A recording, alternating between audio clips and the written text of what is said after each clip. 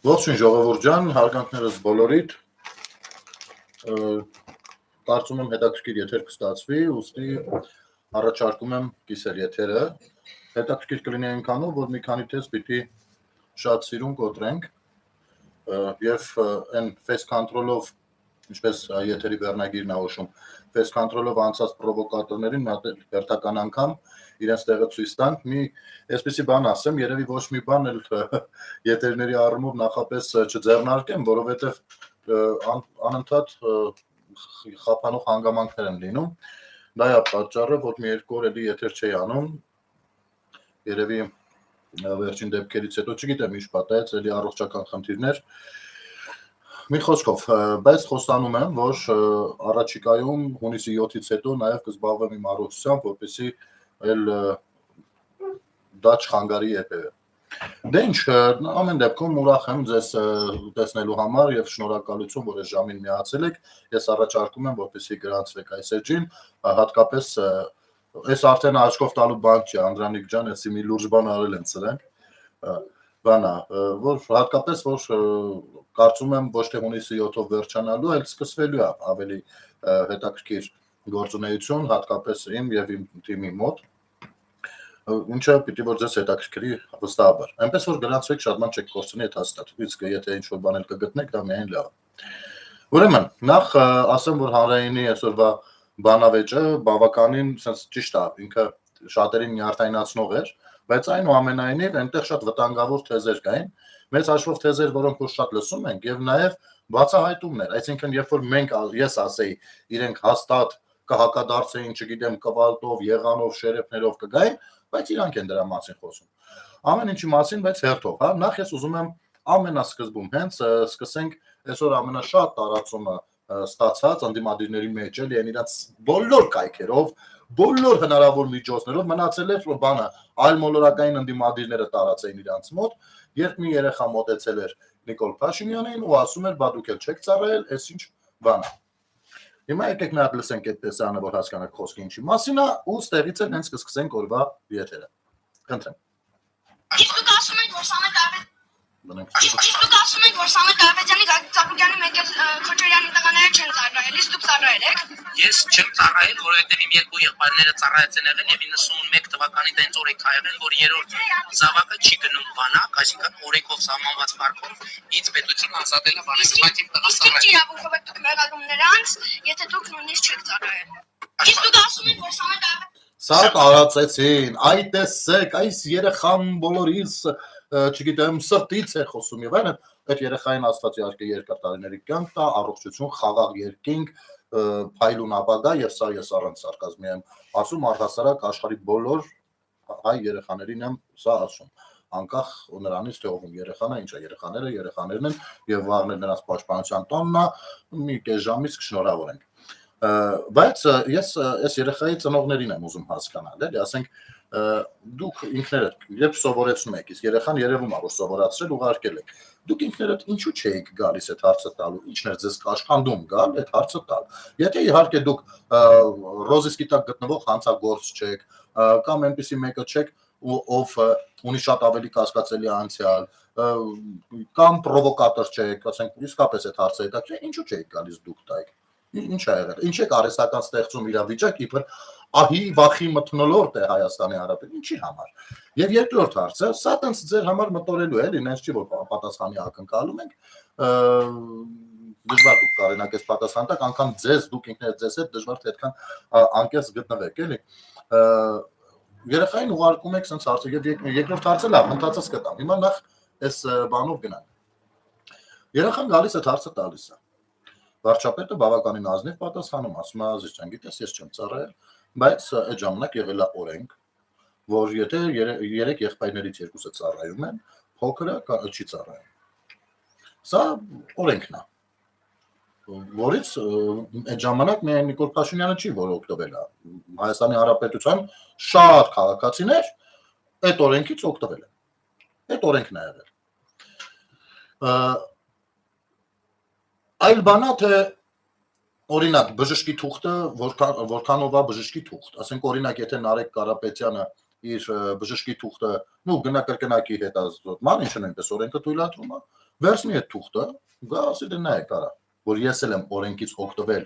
այսինքն օրենքով ինչ չէր հասնում ծառայություն, ես չեմ ծառայել, ազատված եմ օրենքով, այդ ժամանակ գործող օրենքով ազատված եմ, բայց նա դա չի անում, ու չի էլ անելու, ստեղ հետաքրքիրն է նա, որ մեկնաբանությունների դաշտում մեկը ոնց որ արտերկրում ինչ որ պորտավոյի քաղաքից գրել էր, որ տենց օրենք չի եղել է, ապերջան, ասեմ, դու չգիտեմ որ թվից Հայաստանում չես ապրում, բայց եղել է, եւ հաջորդը, նախ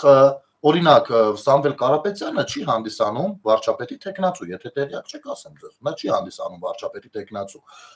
նրա վարչապետի տեխնացու լինելը նույնքան միֆ է, որքան 300,000 ադրբեջանցիները, կամ որ Ռուսաստանը մեր բարեկամն է, կամ որ ինքը իրանք գալու են ու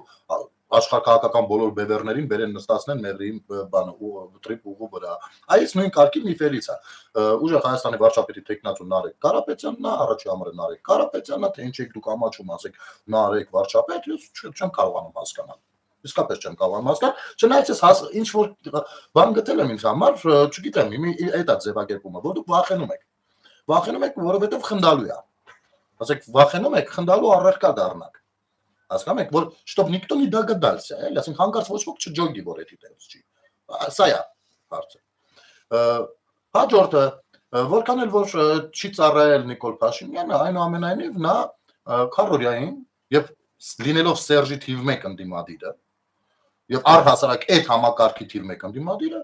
մարդը բոլորի նման վերակացել գնացել է ինչքան էր այդ ժամանակ չգիտեմ, քանի օրեր, ամիս էր, չգիտեմ, այդ ժամանակ համակարգված եղել առհասարակ քաղաքացիների մոբի գործունեությունը թե ոչ, գնացել է անունը դնենք զորահավաք, զորավարժություն, չգիտեմ, ինչ որ մի բան անունը դնենք։ Բոլորի նման հակել է, հակուստը ստացել է զենքը, ասել են այստեղ պիտի կանգնես, գնացել կանգնել է այդտեղ։ Մի բան, որը 44 օրյային որևիցե մեկը չեք արել։ Որևիցե մեկը։ Եվ քարորիային էլ չեք արել, մեծ հաշվով, քարորիային հանրապետականներից եղել են, բայց ավելի շատ, ասենք, մարտերին մասնակցած մարդկանցից, 90-ականների։ Էս է։ Հիմա դուք ինչն եք ինչի հետ համեմատում։ Ասում եք, բա ինչ իրավունք ունես դու ասես իրանց, որ չեմ ծառայել։ Չեմ ծառայել, որովհետև տարբերություն ուրիշ է, որ օրենքով ես ազատված, եւ ուրիշը, որ դու փախել ես բանակից։ Եվ դու ապօրինի ճանապարհով չես ծառայել։ Սրանք հետ տարբեր բաներ չեն։ Եվ գիտեք ամենավատը ստեղ որն է։ Հարցը այն չի։ Նարեկ Կարապետյանը կամ իր եղբայրը ծառայել են թե չէ, տո Սամվել Կարապետյանի տղաները ծառայել են թե ինչ որ ասում եք կենթանի մեռելներ են։ Հարցը այն չի Ծառուկյան, Մարուկյան ընդեղ արենք, հարցը այդ չի, հարցն այն է, որ նրանք ժամանակին մոտ 20 տարի, ուզեք թե չուզեք, ժողովուրդ ջան, ձևավորել են հայկական էլիտան։ Քոչարյանով, իր տղերքով, Սերժով, բանով, Պեսով, բանով։ Իրանք ձևավորել են էլիտան, այսինքն ապօրինի ճանապարհով չծառայելը եղել է պետական դաստիարակության ձև, որին ձգտել են հայ տղաների մեծամասնությունը։ Եվ ինչ որ մի պայից, եթե մինչև 90-ականները տարիքով մեծերը ավելի ճիշտ կհասկանան ինձ եւ կհաստատեն իմ ասածը։ Եթե մինչև 90-ականները հայկական իրականության մեջ ամոթ էր, եթե տղան ծառայած չլինի, նրանք կարող աղջիկը չնային, սկի 90-ականներից հետո, հատկապես 2000-ականներից հետո դարձավ նորմ, այս ամեն ինչը դեռ մի բան էլ հակառակ, ով ծառայել են, հենց իրան են, ծառայում ես ամեն ծառնուկ չուներ, դու այդ ինչ ընտանիքից ես, որ ծառայում ես պաստորեն, էլի, դու հարիվ ես արա, դու ոչ միտեղ ծանոթ չունես, դու այդքան փող չունես,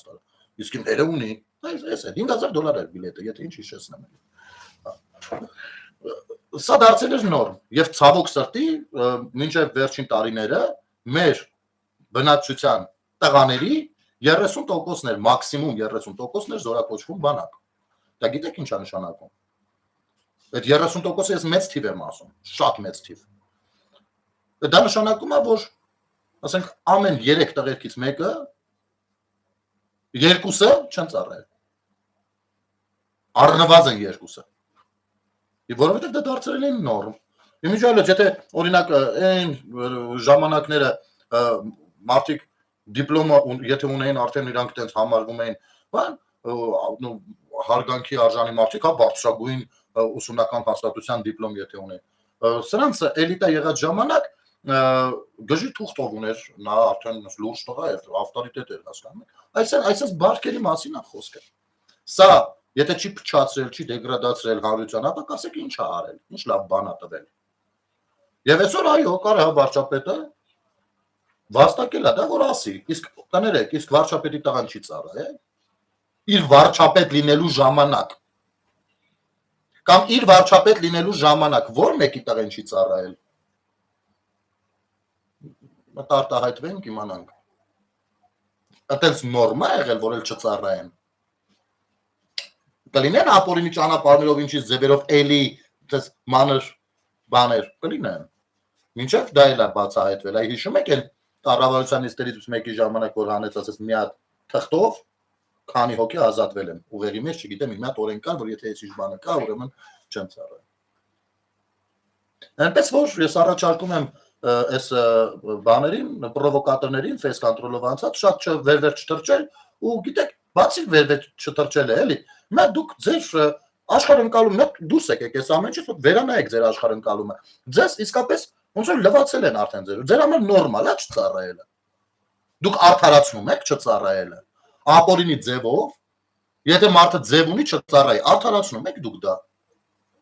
Բայց հստակեցրեք իմանանք, թե չընկել եք բադուխի, sense բադուխ, ախպետ ձեզ ենք հարցնում։ Ինքը իր հարցի պատասխանը տվել է, անորոն տվել է օրենքի շրջանակներում։ Եթե այդ օրենքը չեք ճարում, ասեք ախպետ ջան, տենց օրենք չի եղել, ոնց որ այդ օրենքն էլ անմծել է աշխարհից, դու անի մծնի աչքները։ Հասկանում եք։ Դուք ձեզնից ասեք հələ։ Դուք խիղ փախել բանակից։ Չէ՞ որ հենա Քոչարյանն էր մի երկու օր առաջ էլ Պետրոսի հյուրը։ Խոսում էր թե ինչ շքեղ բանակ է ինքը ստեղծել, արարել։ Բա իսկական ծառայելու բանակ է եղել, բա գնա, իսկ հիմա Նիկոլը քանդել է բանակը։ Բայց պարզվում է հիմա ավելի շատ են գնում ծառայելու, քան այն ժամանակ։ Ձեր տղերք ինչ խնդիր պիտի ունենան։ Դուք ծաղրում եք, օրինակ, Վահագն Ալեքսանյանի խոսույթը։ Դե տղայք լինել ծաղրեք։ Գիտեք, որ ինքը պաշտոնյա է, կարա սուբորդինացիաներ պահի, բայց դուք գիտեք, որ ես չեմ պահի։ Դրա համար էլ չեք կարող գծերը անցնեք էսյան։ Ես դες պրամո հարց եմ տալիս, ասում եք, որ դուք բանակում ծառայել եք այդ թվերին։ Դուք ինքներդ ձեզ բանակում մայկա տռուսիկ են տվել։ Այդ ոչ հասնում են մայկա տռուսիկ ձեզ տվել։ Ինչքան որ հասնում է։ Որքան ժամանակը մեկ որ հասնում է։ Այնքան մասկի ձեզ չեն տվել, արդեն բացիմքեն էիք պարտիանքով հագնում։ Դե այդ պարտիանքերն էլ չեն տալիս։ Մատե դա ասում դի, եւ իգիտե յուսիկ։ Արա, տաղեն գնում էր ծառայության ընտանիքը հետը ծառայում էր։ Ատենց չի եղել։ Կա մի հոգի, որ ասի, թե խնդրում եմ Ջորջան, դուք մեկնաբանությունների դաշնում։ Տղեր ջան, ովքեր ծառայել են բանակում։ Խնդրում եմ, գրեք, իմանանք։ Կարող է խափում եմ ես։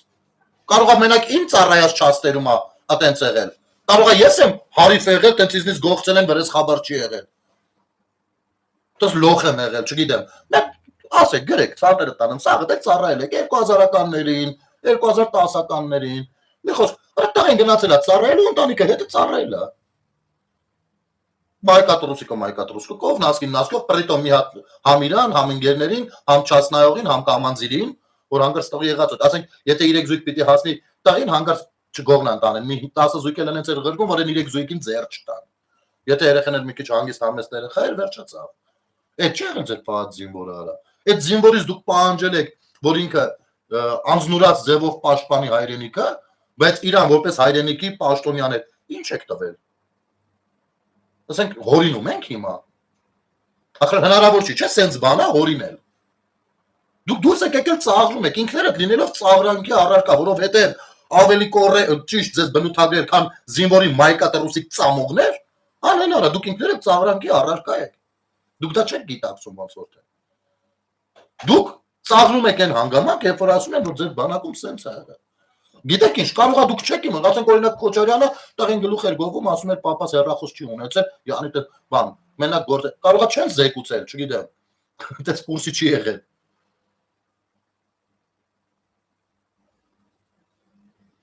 10 օրով տուն գալա $100, Արման ջան, էդի դու երևի 96-7 թվերի բան ես ասում։ Որովհետև դրանից հետո թանկացել է, էլի ահագին։ Հուվալնից էլ լինել էր փող, օդպուսկնել էր փող, 98 խնդրեմ, ասեցի, չէ։ Մեկը ես մի անգամ եմ եկել օդպուսկ կամանձին բան, այն վաղ մոդա էր Ժիգուլիների այն թուրքական պարբրիսները, այն որ ասած վերևը կապուտ խաղերով որ բան։ Մի հատ այդ պարբրիսից էր ուզել, ասես կբերես, մի շաբաթով կղրգեմ, մի շաբաթով եկա տուն, Այդ պարբրիսն էլ առը տարը, այդ մի անգամն եմ եկել օդպուսկ, այն էլ շատ պետք էր, որ ես գայի, թե չէ էլ գալու։ Հիմա, ասենք, ոնց եք էլի բան անում։ Բանակից կարելի է շատ, ասենք, գիտեք ոնց, մենք փորձում ենք, քանի որ մենք եթե խոսենք բանակից, ներկայացնելու ենք, թե ինչ քարուքանդ անպետք մի բանի եք վերածել ծառայությունը, հետևաբար դիտվելու է, որ արա դե տղամարդ ենք էլի, առհասարակ տղամարդիկ չեն սիրում նեղություններից խոսել, չէ՞, այն էլ վրան արդեն քանի տասնամյակներ անցած։ Ձեզ թվում է, թե մենք ասելիք չունենք, եթե ամեն օր մի ժամ հատկացնեմ եթերին բան, թե ծառայությունը ինչպիսին եղել, ինչ է, առհասարակ։ Մի տարի կխոսամ, առանց շփոթվածության։ Դուք հիմա դուրս եք եկել խոսում եք բանակից, դուք ով եք խոսում եք, դուք ինչ գիտեք բանակն ինչ է։ Հետո ինչ բանակ ստեղծողի ժամանակ իր ժամանակակիցն եք եղել։ Կոնկրետ Վազգեն Սարգսյանի ժամանակակիցն եք եղել, մյուսի, ձեզ ասել եմ, գնացեք ջուր բերեք, թռեք ջուր եք բերել ու որոշել եք, որ դուք բանակի համար հենց նոր ջուր բերեցիք, բանը։ Ծառուկյանը ո՞ց էր ասում, հեղափոխության ժամանակ, ասում եմ, ես էլ եմ բանալը ջուր եմ տա։ Էսա ձեր առնչությունը բանակին այսքանով է եղել։ Գիտեք, զորահանդեսից հետո եթեր չեմ արել։ Իսկապես այդ օրը զսպել եմ ինձ, ինչքան էլ որ շատ վատ էի զգում, օրվա մեջ շատ վատ էի զգում, ջերմություն եւ այլն հելել էլի, չգիտեմ, լիքը բան խառնվել էր իրար, բայց մեկը այդ օրը երեկոյան պատրաստվում է եթեր անել, բայց զգացի, որ տեղից վատ առողջել եմ, եղածն էլ արդեն ստեղը սա հասցրել, կարողա էլի հունից դուրս գամ, իսկ ես հունից դուրս եմ գալիս շատ երկար ժամանակը մեկ են էլ նախապես զգուշացնելով։ Այդ ինչ էր եք խոսում արա։ Գիտեք ամենաամոթը որն է։ Այ այսօրվա բանավեճի մեջ են ուժեղ Հայաստան կոչվող գաստրոլյորների այն աղջիկը, որ եկել էր, որ եսի ինչեր էր խոսում։ Այ այդ մակարդակի խոսակցություններ եմ լսել։ Այդ մակարդակի սաղիցը, նու խոսքը վերաբերվում է ճորտերին։ Սաղից արա։ Ոնց եք կարծում 2020 թվականին, եթե մեր բանակը լիներ 5-րդ, ինչ որտեղ նաև 6-րդ սերնդի զենքերով զինված, այս համահունչ զինված։ Ոնց եք կարծում Ադրբեջանը տենց հեշտ ու հանգիստ որոշելու էր հարձակվել բախտը փորձել, անգամ որոշակի կոնսենսուսներ ունենալով։ Իհարկե ոչ։ Գիտեք ինչ։ Հա, իբր բանա, բոլորը ռազմական փորձագետ են դարձել, եկել ասում են բանա, նատովսկի զենքի հրանոթի մեջ բան, ռուսական բան մցրեք, սնարյադ մցրեք, գժի դարը։ Դուք խոսում են հոպից, մինչև հիմա չգիտեն հոպը ինչա։ Հոպը ինչա չգիտեն։ Գիտեն հոպ, մինչև հիմա գիտեն բան, օրինակ, S400 մաքսիմում։ Չնայած 300-ն ենք մենք ունեցել։ Մեկ էլ Իսրայելի ժելեզնի կուպելը։ Եթե ես ձեզ հիմա ասեմ, որ օրինակ Թուրքիայի Հանրապետությունը օդ փակելու խնդիր ունի, դուք շատ եք զարմանալու։ Կամ բոլորս տեսանք Իրանի օդը որքանով էր պատրաստված։ Նու, եթե կարելի ասել պատրաստված։ Որտեղից ուզեցան մտան, որտեղից ուզեցան դուրս եկան, արդեն մտել քաղաք, ցածր էին արդեն, ցածր թռիչքներ էին։ Դուք չգիտեք ժամանակակից հոպ ինչ կարա նշանակի։ Այո, մենք հոպի հետ որոշակի խնդիրներ ունենք, որովհետև դեռևս ռուսական համակարգի հետ ենք։ Բայց մեկը մյուսին շատ բաներ կա, որ փոխարինում է։ Շատ բաների փոխարինում է։ 44-օրյային ռոզիպի հոպ ունեինք։ Դրանից հետո էլ ոնց որ տենց էլի մի բան մնացել էր։ Բայց պետք է չէ հասկանալ ժամանակակից հոպ ասելով ինչ նկատի ունեք, կամ որ ասում եք հոպ, հակաօդային պաշտպանություն, չշփոթել հանրային օրակարգի պաշտպանություն։ Երբ որ ասում եք հոպ, ինքը ինչ տեսակ տեխնիկայից պաշտպանվելու համար եք ասում, ամեն ինչի դեմ է դա աշխատում։ Խոսում եք եւ տարբեր, գիտեք, ես էլ մասնագետ չեմ, ես բացարձակ մասնագետ չեմ, բայց ես սիրում եմ մասնագետներին լսել, որ ինչ որ բան սովորեն։ Ոչ թե շտապեմ պատասխանել, այլ սովորեմ մի բան։ Եվ իսկական մասնագետներին, որոնց ցավոք սրտի Սերժակ Քոչարյանական որևիցե հեռուստատեսություն յուր չի կանչի։ Բացառվում է բան կանչեն։ Յուր կանչեն։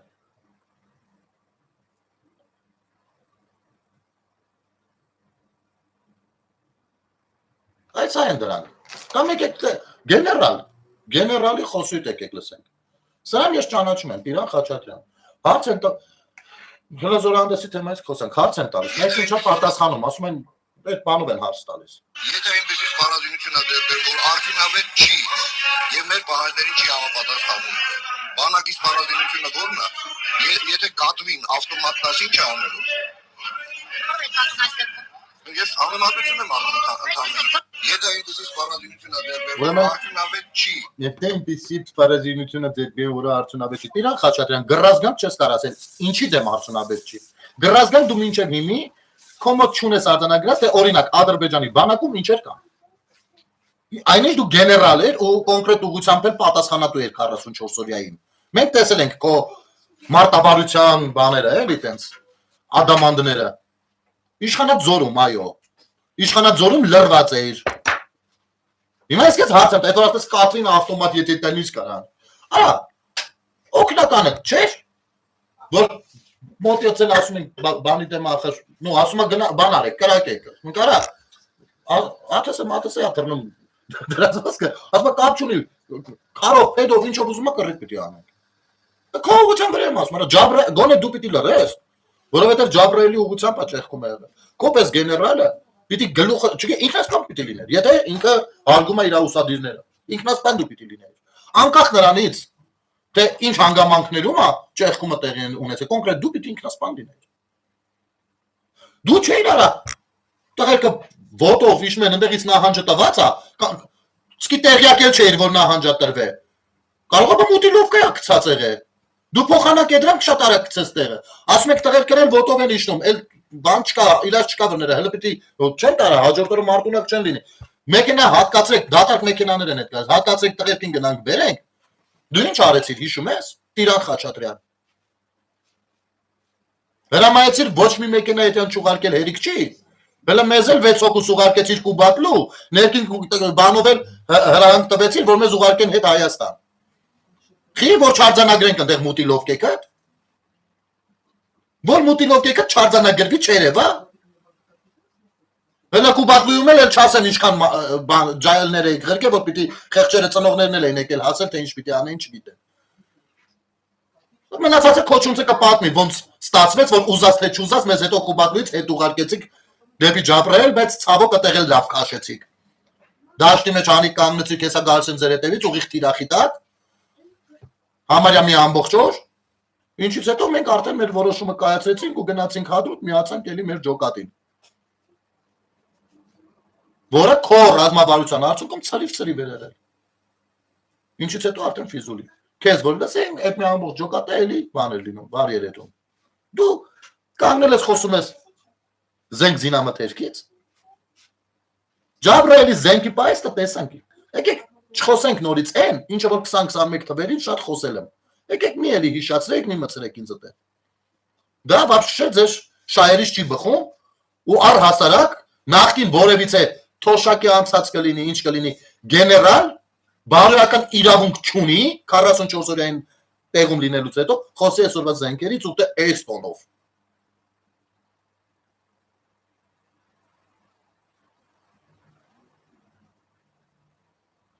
Լսել եք, որ Լևոն Հայրապետյանը ասում է քոչեմ վախեցա Ստեփանակերտում շուկետ կազմակերպել, կատեգորիկ ինքն ու Սերժը դեմ են։ Հա։ Իհարկե լսել եմ, Կանի ջան։ Այդ ժամանակ բայց դա թրքամետություն չէր։ Ասեմ ավելին։ Հիշեցնեմ։ Ստեփանակերտ аэроպորտը բացեցին, Սերժը ասեց առաջին ռեյսով ես եմ թռնելու։ Նու Ալիևը ասել էր հանկարծ այդ ռեյսը աշխատեց, կխփեմ, չեմ նայ գրաժդասկի սամալյոտը, քաղաքացիական սամալյոտը, թե ինչա։ Սերժն էլ առաջինը ես դեմ։ Ու տենց էլ այդ ռեյսը չեղավ։ Տենց էլ չեղավ, մինչև 23 թիվը սպասում ենք այդ ռեյսերն։ Բախի չեղավ։ Ոչ թե վախեցավ որ կխփեր, հարցը էդի չէր։ Նու, էդի թողնենք իր խղճին վախեցավ թե չէ։ Այլ վախեցավ նրանից, որ ինքը հասկացավ որ լեգիտիմ իրավունք տվել է Ալիևին։ Իր բանակցություններով տվել է լեգիտիմ իրավունք Ալիևին, որ Հայաստանից որևիցե ղեկավար, եթե սամալյոտով թռնի Ստեփանակերտ, այո, կարա Ադրբեջանը խփի ու միջազգայինորեն պատասխանատվություն չկրի։ Այս սա էր հարցը։ Բայց այդ ժամանակ իհարկե լրատվականները քնած էին, օրական թուրքերից չէին խոսում, օրական չէին նայում Ալիևը ինչ էր խոսում։ Առհասարակում էր հետաքրքիր։ Այսօր էլ նա հարց են տալի, ասում է Ալեքսանդրյանն ասում է այսօր մեր ռազմական բյուջեն 1.6 միլիարդ է, տարեկան է։ Բանին է, Ադրբեջանինը 2.8 է, ինչա չեմ, եթե չեմ սխալվում։ Այն ժամանակ 500 միլիոն է եղել։ Ասում է, չէ, ասում է այն ժամանակ 500 միլիոն էր, հիմա 1.6 այն Բորիս Բեմուրազին ասում է, Մուրազին ասում է, բան։ Բա Ադրբեջանին ինչքան է։ Բա Ադրբեջանին ինչքան էր, երբ որ մերը 500 միլիոն էր։ Մի հատ էլ դե հաշվարկեք։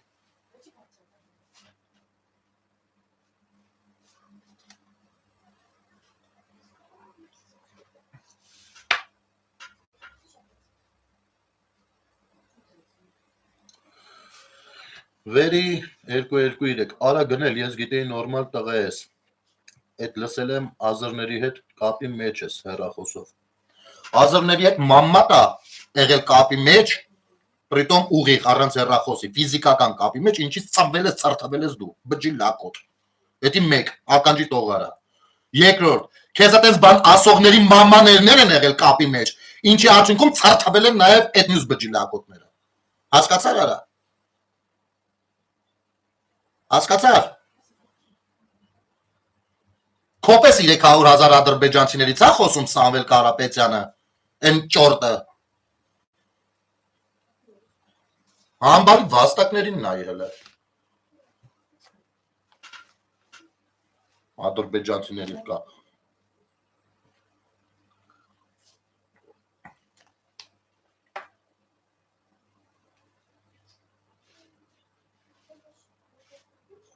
Ստեղ կապուր չենք գրում, լյուբոյ պարագայում որևիցե մեկին։ Դոն, ջնջում եմ հիմա, կապ չունի, ում կարող է կապուրը վերաբերվի, ես ստեղ հասկանում եմ, որ ում է վերաբերվում այդ կապուրը, ու բավականին տեղին է, հələ մի բաներ քիչ է, բայց կապուր չենք գրում ստեղ։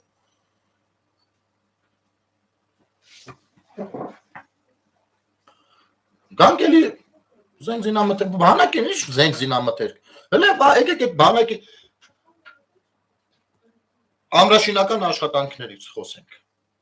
Ուրեմն մեր զինվորների 40 այ առավոտից իրիկուն 5000 զոհ էին, չէ՞, ասում ոնց որ այնքան կփրտեցինք, հասկացան, որ 5000 տիպը պետք է երկամքում չասեն։ Ոնց որ այս վերջի շրջանում շատ չենք լսում, կլինեն ինձ ապուշ երկրորդ երրորդ պլանի իրանց ոչխարներից որ տասեն, ես իրանց բնութագիրն եմ ասում, ես իմ համար մեր Հայաստանի Հանրապետության քաղաքացիներն են ադոնք։ Բայց իրանք արդեն չեն բարձրաձայնում դենց այդ թիվը 3833 Ուրեմն բոլորը դեռ լսել եք երևի եւ շատ բժիշկներ էլ բաներ էլ կփաստեն այդ հանգամանքը որ ճնշող մեծամասնությունը թե հաշմանդամների թե զովաստղերքի հիմնականում բեկորային է դա նշանակում է ռումբի պայթյուններ ԱԹՍ-ների մի խոսքով պայթյունների հետևանքները Հիմա ոնց եք կարծում, եթե մեր զինվորը 21-րդ դարում 30-ամյա ռազմական գործողության առաջին գծում խրամատում չլիներ, այլ լիներ այն բանը բունկերներում, մարտավարական բունկերներում, որոնք որ այսօր կառուցված են Հայաստանի Հանրապետության գրեթե ողջ շփման գծի երկայնքով, ոչ եմ ասում ողջ, գրեթե ողջ, որտեղ ժամանակ է պետք դեռ։ Ոնց եք կարծում, կունենայինք այդքան զոհ եւ բացի զոհ ունենալ է Տեղում ախր այդքան զոհը ազդում է զինվորի մարտունակության վրա նույնպես։ Իր ընկերն է կողքը գնում, այն մյուս ընկերն է կողքից գնում, ինքը անընդհատ լսում է դա։ Ու երիտասարդներ են, հազար տեսակ բան կա, մեկի մոտ էդի վաբանկ գնալու զգացողություն առաջացնում, վրեժի զգացողություն առաջացնում, մյուսի մոտ կարող խոճապ առաջացնի։ Իմիջայլոց հենց խոճապն են դեր խաղաց։ Հիմա, եթե մեր զինվորը խրամատում կանգնած չլիներ, կամ այն բլինդաժում, որի վրա մի հատ F-ազինը կծես կգմփա Այլ լիներ, ովքեր որ գնացել են զորավարժանքների վերջին տարիներին բանում, Հայաստանի Հանրապետության տարածքում կփաստեն իմ ասածը։ Լիներ այդ բունկերներից, սենց էր լինելու, ունենալու ենք այդքան հաշմանդամ ու այդքան զոհ ու այդ տիպի բանից։ Շատ ասեմ ավելին է, ախր ինձ բաներ են խոսում, ոնց որ իրանց բանը գիտեք որն է հույսը, որ դե մեկը մարդիկ չեն հասկանում իրանք ինչ են խոսում, դրա համար դες խոսում են։ Նա տարական հարց տամ էլի։ Այսօրվա դրությամբ, որպեսզի օրինակը ընկալելի լինի։ Ռուսաստան-Ուկրաինա պատերազմի մեջ շատ տեղերում, հենց գյուղերում ու քաղաքներում արդեն երրորդ տարին է պատերազմը գնում է, բայց հələ թիզ չեն կարող անցնել, որովհետև այդ զորքը սովորել է բան, քաղաքային մարտեր վարելու։ Մենք կասենք իմանանք։ Քաղաքային մարտերի առհասարակ փորձ չեմ ասում, ուսումնասիրություն, որ մի գեներալն է արած եղել։ Որ մեկն է եղել, որ ասել է տեսլուչի ոչ, եթե ինչ որ մի օր լավ ձեր բանով ասեմ, որ ճիշտ հասկանանք։ Ասենք թե մարդ ես, մեր ուժեղ տղերք էլ չեն ղեկավար, արա գալիս է այս Նիկոլը, կանգնում ասում է Արցախ Հայաստանը, եւ վերջ Արավես Ալիևն էլ հարձակում է մեր վրա։ Լավ մի պատերազմա սկսել է, վсё, ինչ անենք ախպեր, պիտի բա։ Չէ, եթե Նիկոլն ասել, կարանք չկռվենք։ Չէ, գսենք Նիկոլի վրա։ Բայց քաղաքային մարտերի հետ կապված ունենք մի հոգի, որ հասկանում է դա ինչ է։ Ունենք մի հոգի։ Ես վստահ եմ, որ եթե 30 տարիների մեջ որոշակի աշխատանք տարվածներ, պատերազմը 44 օր հետո չէր կանգնի նախ եւ առաջ։ Այլ կթեփվա փոխեն նաեւ ձմեռվա փուլ, ու միջև գարուն հաստատ կարող է եւ հասնենք որոշակիորեն բարելավենք մեր դիրքերը ու այն պայմանագիրը, որ նոյեմբերի 9-ին հրադադարի կնքվեց, այդպես չէր կնքվի, այլ ձև կնքվեր։ Նշել որ Նիկոլ Փաշինյանի ուշքը գնում էր տես պայմանագիր ստորագրելու համար։ Բա ինչի՞ չէի կարել այդ ամեն ինչը։ Թուրքի կտիտակ ապրել եք։ Շատ լավ իմանալով, որ 7 շրջանը ասել եք տալու եք։ Ալիևը դրան համաձայն չի։ Անկլավներ եք տվել համաձայն չի եղել։ Ընդ որում 7 շրջանները պիտի տեք ոչ մի բանի դիմաց, այսինքն 7 շրջանները վերցնելուց հետո մեկը ինքը կարող անել ինչ արեց 23-ին։ Այս ամեն ինչը շատ լավ իմանալով, օրականել զինվոր սպանելով գնացել է, այսինքն հստակ տեսել եք, ձեր ղեկավարն էլ ասել է, պրյամա որ ախպեր բանակցություններով էլ չի լուծվում։ Հիմի քաղաքային մարտերի, անտառային մարտերի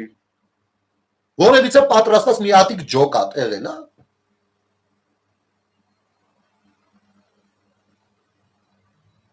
Ու բոլորը ռազմագետի պես հիմա դուրս են եկել։ Բայց այն զենքը ոնց որ մի քիչ անենցը չէր, ասենցն էր։ Այն արա աշխարհի 8 երկրից առած զենքեր են։ 44 օրյա աշխարհի քանի երկրից առած զենք են ունեցել ու իմ զենքը։ Արա լավ, այդ իմ զենքերը դնենք են կոմեդի բաբշե ուրիշ պատմություն է։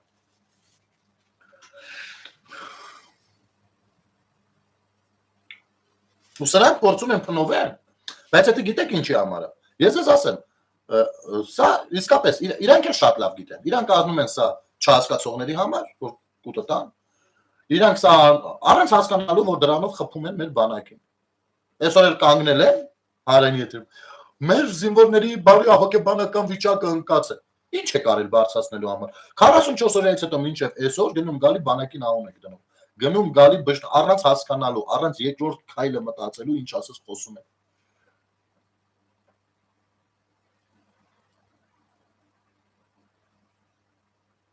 Նոր բունկերներում ցելի պոլկ կտեղավորվի, բացի տեղավորվելը, ու կոնկրետ մարտեր կարան վարել, աննահանջ մարտեր կարան վարել, ինչքան պետք է, որ ինչքան զինամթեր կլինի, այդքան կարան մարտ վարեն, բայց չէ, գիտեք այս ԱԹՍ-ները, հա մի քիչ ԱԹՍ-ներն են, լավ մնացած են, արա ֆրանսիական Ցեզարին անուն են դնում, մնացած խերքիքն է։ Այդ անուն դնողին ասես նա թե լասա խարեք սիրիսիկան այդ զենքի, կմնա տակը, այդ բառը արդեն չի հասկանա։ Այդ գիտեք ինչի նման է, բա Շանթ հեռուստաընկերությունում մի հատ պրոդյուսեր կար ոչ բարով Հունանը։ Այս չեմ հիշում որ սերիալներ պիտի սկսվեր, դες դերաբաշխում էր գնում, էլի բացասական հերթական կերպարն է ստանում։ Հիմի դերասանները կամ այդ արվեստի մոտ մարդիկ կհասկանան երևի ինչի մասին է խոսքը, հարց եմ տալիս, ասում եմ, լավ, ով է ինքը էլի, ասենք այս օրինակ այս Վահանը ինքը ով է։ Ասում եմ, դե բանն է, ինքը բացասական կերպարն է, ասում դեպի հասկացել է ո՞ւն է։ Ինքը ով է։ Դե գիտես ու պատմում է, որ այս մարդը դե կազինո ունի, ինքը չգիտեմ, մի քիչ տեղ արածում եմ այդսա հասկացել եմ, կարդացել եմ սցենարը։ Այդ առաջին սերիան կարդացել եմ։ Դու ինձ ասա, ինքը ով է, ինքը վատ մարդ է։ Չէ՞ որ պիտի այս հարցերի պատասխանները քո համար գտնես, որ կարել ես։ Տենց չկարեցա, հարցը պրոֆեսիոնալ հարց եմ տալիս։ Դերասանները կհասկանան այդ հարցը ինչ է նշանակում, էլի։ Ասեք պրոֆեսիոնալ հարց եմ տալիս, գոնե մոտավոր պատասխան եմ ակնկալում։ Երկխոսության մեջ կզարգացնենք այդ միտքը, կհասկանանք, թե ինչպիսի կերպար պիտի ստեղծենք։ Դե բացասական կերպարն է, էլի։ Հիմա սրանցն է։ Ասես արա, հիմա ինձ ասել զենքի խարակտերիստիկան, սրա դեմ ինչ է դրած Ադրբեջանում կամ ինչի համար է զենքը, այսքան Ադրբեջանի որ զենքի դեմ է սա դրած։ Արդեն դա կկախի մոտը։ Արդեն կկախի։ Բայց կանգնած խոսում են թե որն է լավ, բանը ճաշակով են էլի նայում։ Այդեն զենք էր որտեղ եք երբ եք ունեցել։ Բա դե դրանք ժամանակակից զենք, ուրեմն ձեզ ասեմ, Քոչարյանն էր նորը խափում։ 10 ասма հարց են տալիս, ասում են ձեր ժամանակ ԱԹՍ-ներ չեք կարող, ասում դե ԱԹՍ-ները նոր բան են, 17-18 թվերից կան։ Խափում է։ Կամ խափում է, կամ այնքան անտեղյակ է, բա հետո ասում եք հերոս, բան, ոնց բոյին, բա։ Է դրան մեկը բացատրեք, որ հենց Իրան-Իրաք պատերազմի ժամանակ արդեն ԱԹՍ-ին լազերով խոցող զենքեր կար։ Նա կարա քիշակետի որ թվականներն էր։ Արդեն ոչ թե ԱԹՍ մենակ կար, այլ կար ԱԹՍ-ին լազերով կիսող զենք։ Այդքան անտեղյակ եք եղել դու կարա։ Ձեր զենքի մասին պատկերացումը հակա 74-ով է բաներ է, սահմանափակվել։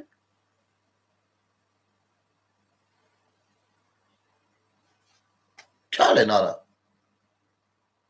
Ու այո, իրանք կոնկրետ իրանց էլեկտորատի արժանի առաջնորդները, արժանի։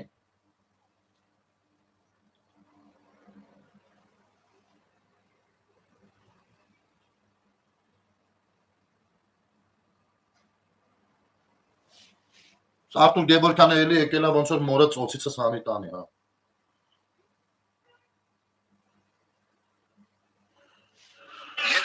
Ու Տիրան Խաչատրյանը ում ուղղությամբ ճեղքում է եղել է, ով չգիտեր ինչ պիտի անի, մի քանի կիլոմետր են յանել քոչունցը դառը կոֆե էր խմում, ձեռներն ջեբը դրած,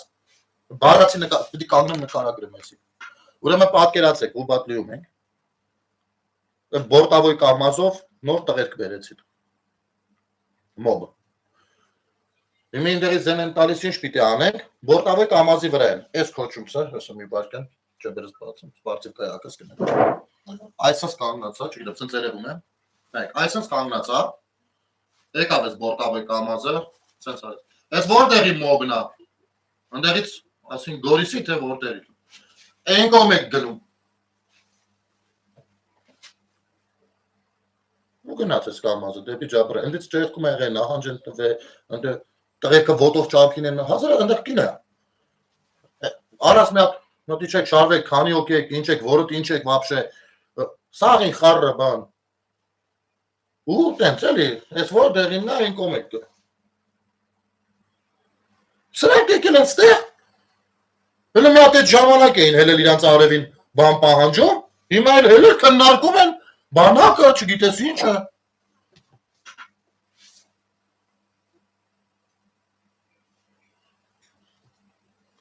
Տիրան Խաչատրյան, ըստ ինձ հասած տեղեկությունների էլ դեռ մի քանի տարի առաջ։ Դու ընտանիքովդ ուրիշ երկրի անձնագրերը շատ երջանիկ դեմքով ստացած դուրս եք եկել միգրացիոն կենտրոնից, եթե չեմ սխալվում։ Տենց չի։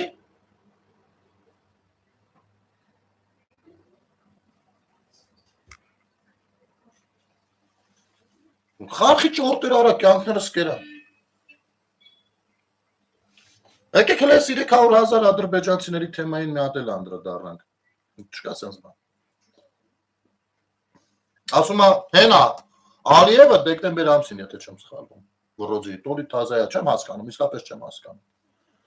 Բա, հենա, տեսակ, որ ասում էր 300,000 ադրբեջանցի են գալի։ Այսպես մատ ցույց տվեք լավ։ Հիմա էլ դրել են հանրայինով, ժողովուրդ ջան, ուրեմն բանը, ուժեղ Հայաստան կուսակցությունների դաշինքը, հանրային հեռուստատեսությանը, տվել է ֆլեշկա, դե բոլոր կուսակցություններն ու դաշինքները հանրային հեռուստատեսությանը տալիս էր իրաց ֆլեշկը նախընտրական քարոզարշավի ու հանրային հեռուստատեսությունը պարտավոր է բոլորը ցուցադրի։ Ես լուրջ եմ ասում, սրանք պիտի սպասում են, որ Ալիևի չքանշան ստանան, որովհետև մեր հանրային հեռուստատեսությունը Ալիևա ցույց տալիս։ Իրանք են այդ ֆլեշկեն տվել, ինչ է։ Որտեղ որ սա ասում է, որ իրանց, չգիտեմ ինչ միություն է, ես իմիշ գաղթականների տոյես շատ գիտեմ ինչ միություն է, դիմել է իրան, վերադարձի բանով, ու ինքը կարծում է, որ այդ հարցը լուծելի է, ինչ-որ սես բան է խոսում։ Ու սրանք այդ տեսակ, որ ասում էինք։ Տղեր, ուշացել եք, որովհետև ես առնվազն 20 օր ասում եմ դուք ենքան եք ասելու, մինչև Ալիևը ասելու է։ Ասենք Ալիևը սենց նստած, դեպ չէ, որ Ադրբեջանում են խոշորացուցով նայում են ստերի քարոզարշավին։ Նրան նստած, նրա տենում ասեց, նսմատ 3 հատ կուսակցություն, առավոտից, չէ, 4 հատ կուսակցություն, առավոտից իրիկուն, ասում են 300,000 ադրբեջանցի է գալի։ Այդ առաջինը, ասում չլավ, երևի ինձ տված։ Դա հետ մի տվեք, չեմ ուզում տազանայեմ, երևի ինձ տված։ Երկրորդը, հաստատ ադրբեջանցի, ասում եմ, մի հատ։ Երրորդ օրը, ոնց 300,000 դա քիչ միտք, սրանք տենաս խեն ասում։ Այնքան, ուսես 20-րդ օրը արդեն արասում ես մարդիկ։ Ասում են Ալիև ջան, մի հատ պատժ կա, հարապես, դե բան ենք ուզում փոխենք, ընկեր։ Հասկանում եք։ Ես կզարմանամ, որ Ալիևը անգամ 300,000 թիվներ կարա շեշտի, չնայած այդ ռոլիկում թիվը չկա։ Բայց կարա թիվներ շեշտի, հենց 300,000։ Որովհետև Ալիևի համար Նիկոլա ամենաանհարմար խաղացողն է իր դեմ։ Ինքը ուղղակի երազում է Քոչարյանը կամ Սերժը կամ առասայ ռուսամետ մի հատ ուժ գա Հայաստանում ղեկավար։ Երազում է։ Որովհետև իրանք իրաց պլանները ունեն։ Ռուսն ու թուրքը։ Հելի մի օր ասի։ 20 օր առաջ եմ ասել, 20 օր առաջվանից ասում եմ, մենք անենք անելու միջև ասի։ Որ ելեք ասեք տեսակ, ասես։ Հենա տեսակ, որ ասում էինք ժողովուրդ, չէիք լսում։ Դուք ախմախ չեք։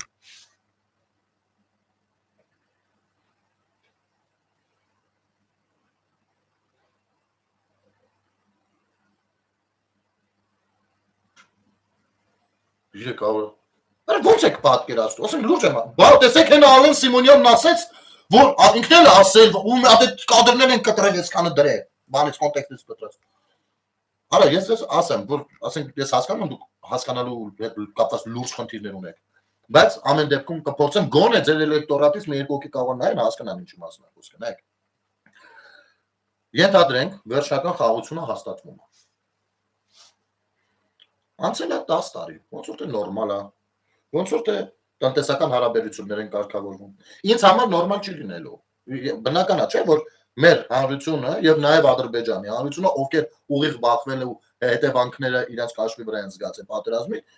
մինչդեռ մեռնելները այդ ճշնամակը մնալու է, բայց ընդհանուր առմամբ պետությունները կարգավորել են իրաց հարցերը։ Կա հարաբերություններ։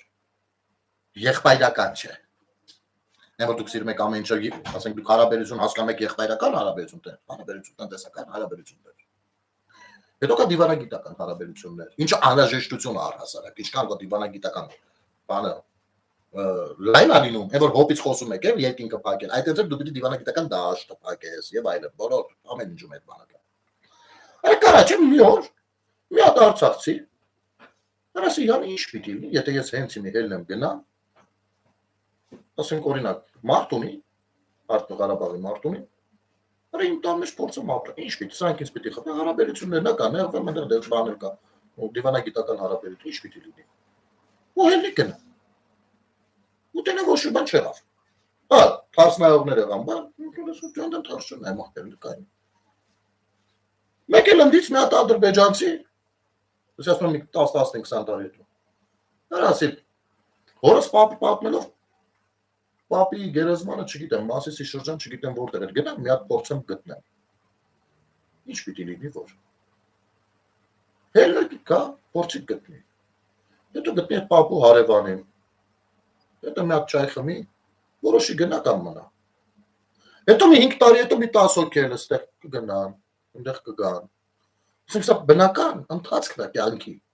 Սա բնական ընթացքն է։ Ու ես իմաստով Եթե ամեն ինչ գնում այդ ճանապարհով, այո կլինեն հայեր, որ կգնան Բաքու, Սումգայիթ, Կիրովաբադ, Արցախ, կլինեն ադրբեջանցիներ, կգան։ Բայց դա չի լինի համակարգված ու ինչ որ մի բանի համար անպայման, գաղտնի չգիտես ինչերի անի, հասկանում եք։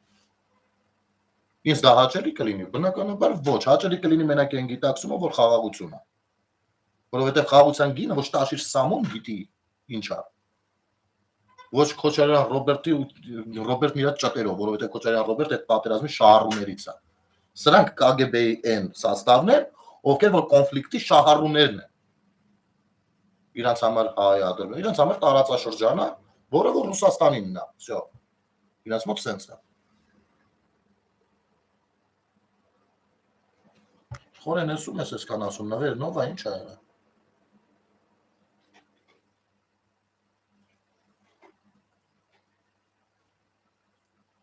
Հասկանում եք։ Չէ, 300,000 կգան։ Ես ուզում եմ էլի տեն ամեն ադրբեջանցիներին, նրա 300,000 չէ։ Այն 1000 ադրբեջանցիներին, ովքեր մեջը կապած, սպասում եմ Ալիևասի։ Գնացեք ու իրանք գալիս են Բարդաներով, սոս մեր աշկերտ միջնայելով, սոս գալիս են տեղավորում են։ Մենք էլ վելում ենք Փաշինյան հիմա ինչ ենք անելու Փաշինյանը, ես շատ գիտեմ ինչ։ Ասենք ես ուզում եմ էլի այդ մոտավոր պատկերացնել այդ սիտուացիան, ախր չի կարա նորմալ մարդ ուղղելի մեջ։ Իրանք գիտեն շատ ասելով էդի տես կարա լինի էլի աշխատի։ Թուրքիա, Պարսկաստանը քիչ է կոտորել հայեր ինչի հիմա չեն գնում գալիս ապրում պարսիկները մեր ստեցածորից մեր այդ կռվի մեջ է Վրաստանն նույնը։ Տեսեք, պատմական ցիկլերը գոյություն ունի հիանալի թևավոր խոսք, որտեղ որ ասում է գոյություն չունեն մշտական ճշտամիներ եւ գոյություն չունեն մշտական բաներ, բարեկամներ։ Սրանից ավելի ճշմարիտ խոսք այս թեմաների շրջանակներում գոյություն չունի։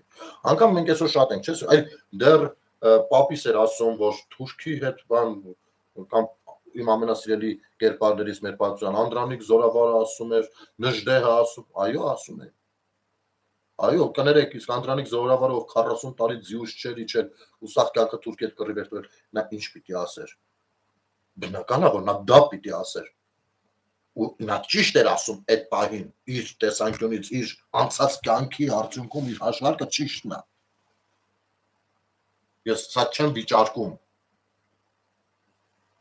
Բայց արդյոք այդ նույն բանն էր ասում պետական գործիչ Հովհաննես Քաջազնունին։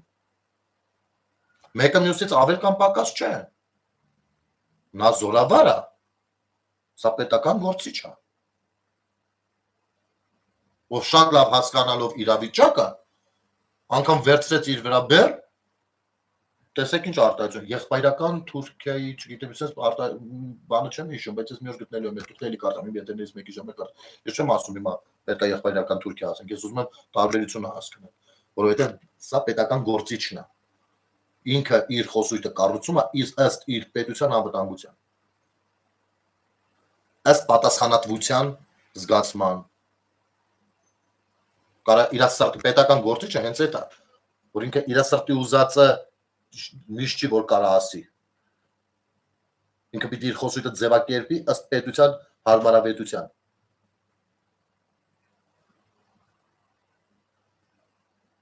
Զորավարը իր խոսույթը պիտի ձևակերպի ըստ իր տվյալ պահին որդեգրած ռազմավարության ու գործողության։ Սրանք տարբեր բաներ են։ Այս ինչ է եղել ժողովուրդ։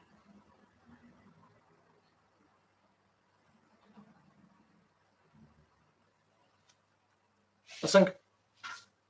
ինչ դրանցից մտել էլի ես տեսնում եմ ադմինը ինչ որ բաներ աջում։ Ես ինչ մտել են էլի բան են անում։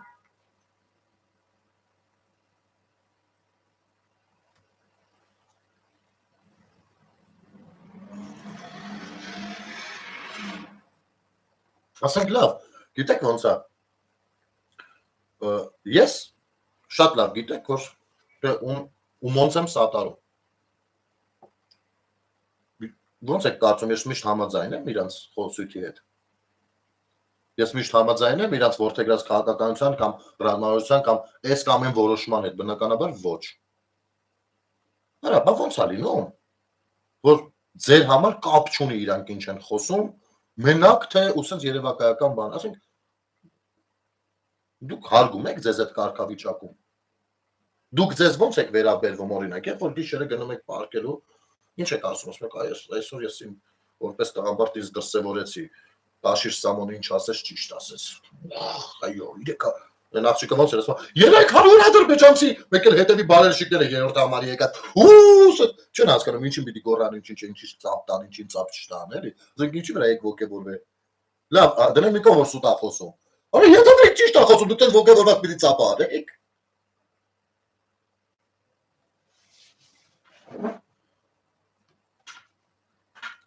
Գժի դարարա։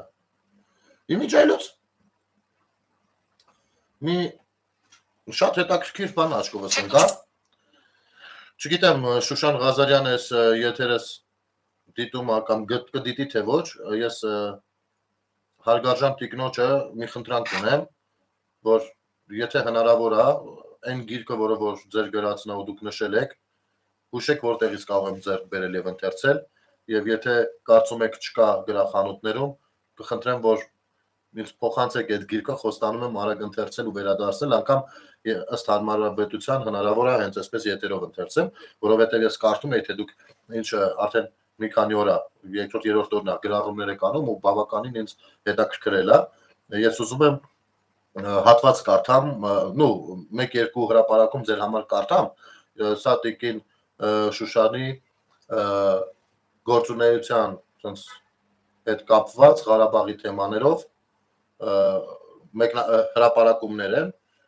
մեկը 2 օր առաջ, մեկը 3, այսօրվաները դեռ չեմ հասցրել կարդամ, բայց տեսա որ կա, եկեք կարդամ, թող մնա մտորենք, հա, մտորենք, հետո տեսնենք ինչ կստացվի։ Ուրեմն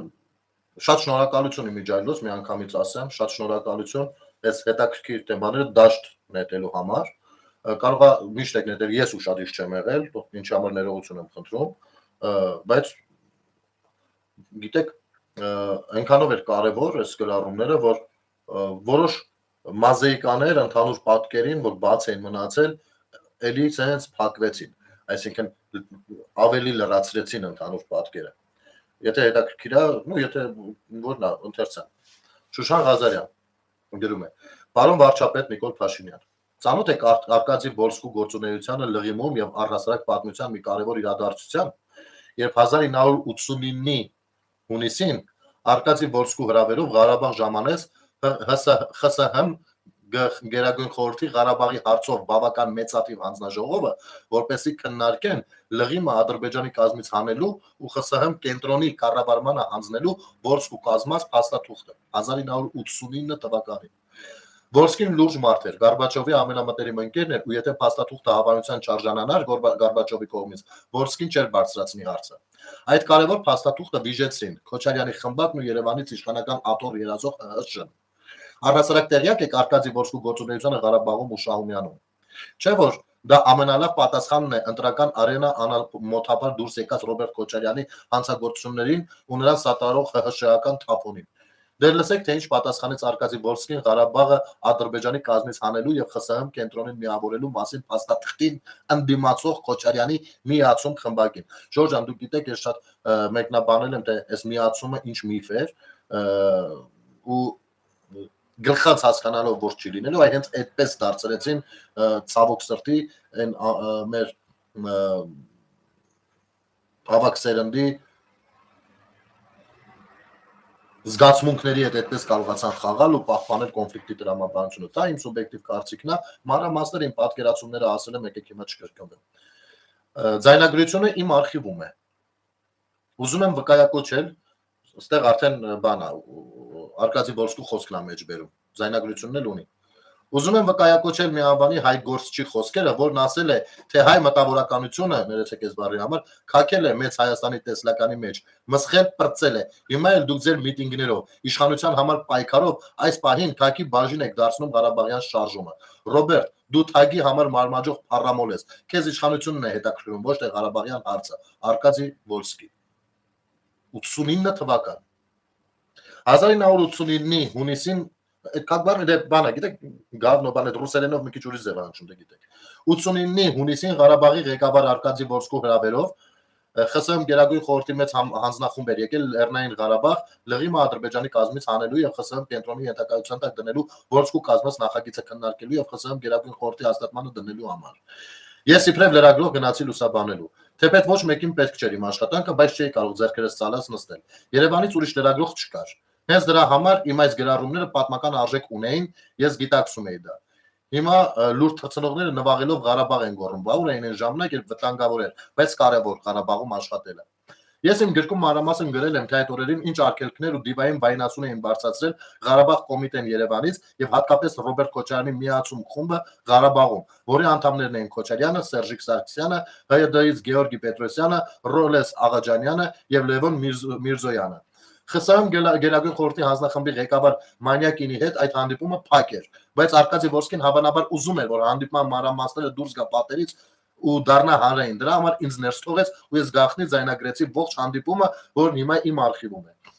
Ներկա իշխանություններին հավանաբար չի հետաքրքրում այս պատմության մանրամասները կամ առհասարակ իմ գրքի բովանդակությունը, բայց դա միակ վավերագիրն է այն 4 իրադարձություններով լի խառնակ տարիների եւ հատկապես այս կարևոր հանդիպման մասին, որը պատմական հնարավորություն էր Ղարաբաղը Ադրբեջանի կազմից հանելու իմաստով։ Չեմ մանրամասնի այստեղ, թե Քոչարյանի խումբը հանդիպման ընթացքում ինչպես էր խոչընդոտում հանձնախմբի նախագահ Մանյակինի ամեն մի առաջարկ լղիմը Ադրբեջանի կազմից հանելու վերաբերյալ, ամեն բան տառ առ տառ գրված է իմ գրքում։ 2 ժամ տևած այդ անհետեթ խղճուկ դիմադրության ֆոնին Որսկու անսահման հիասթափությունն ու ջանքը միայն մի նախադասությամբ նշեմ։ Իդեպ այդ փաստաթղթի հետ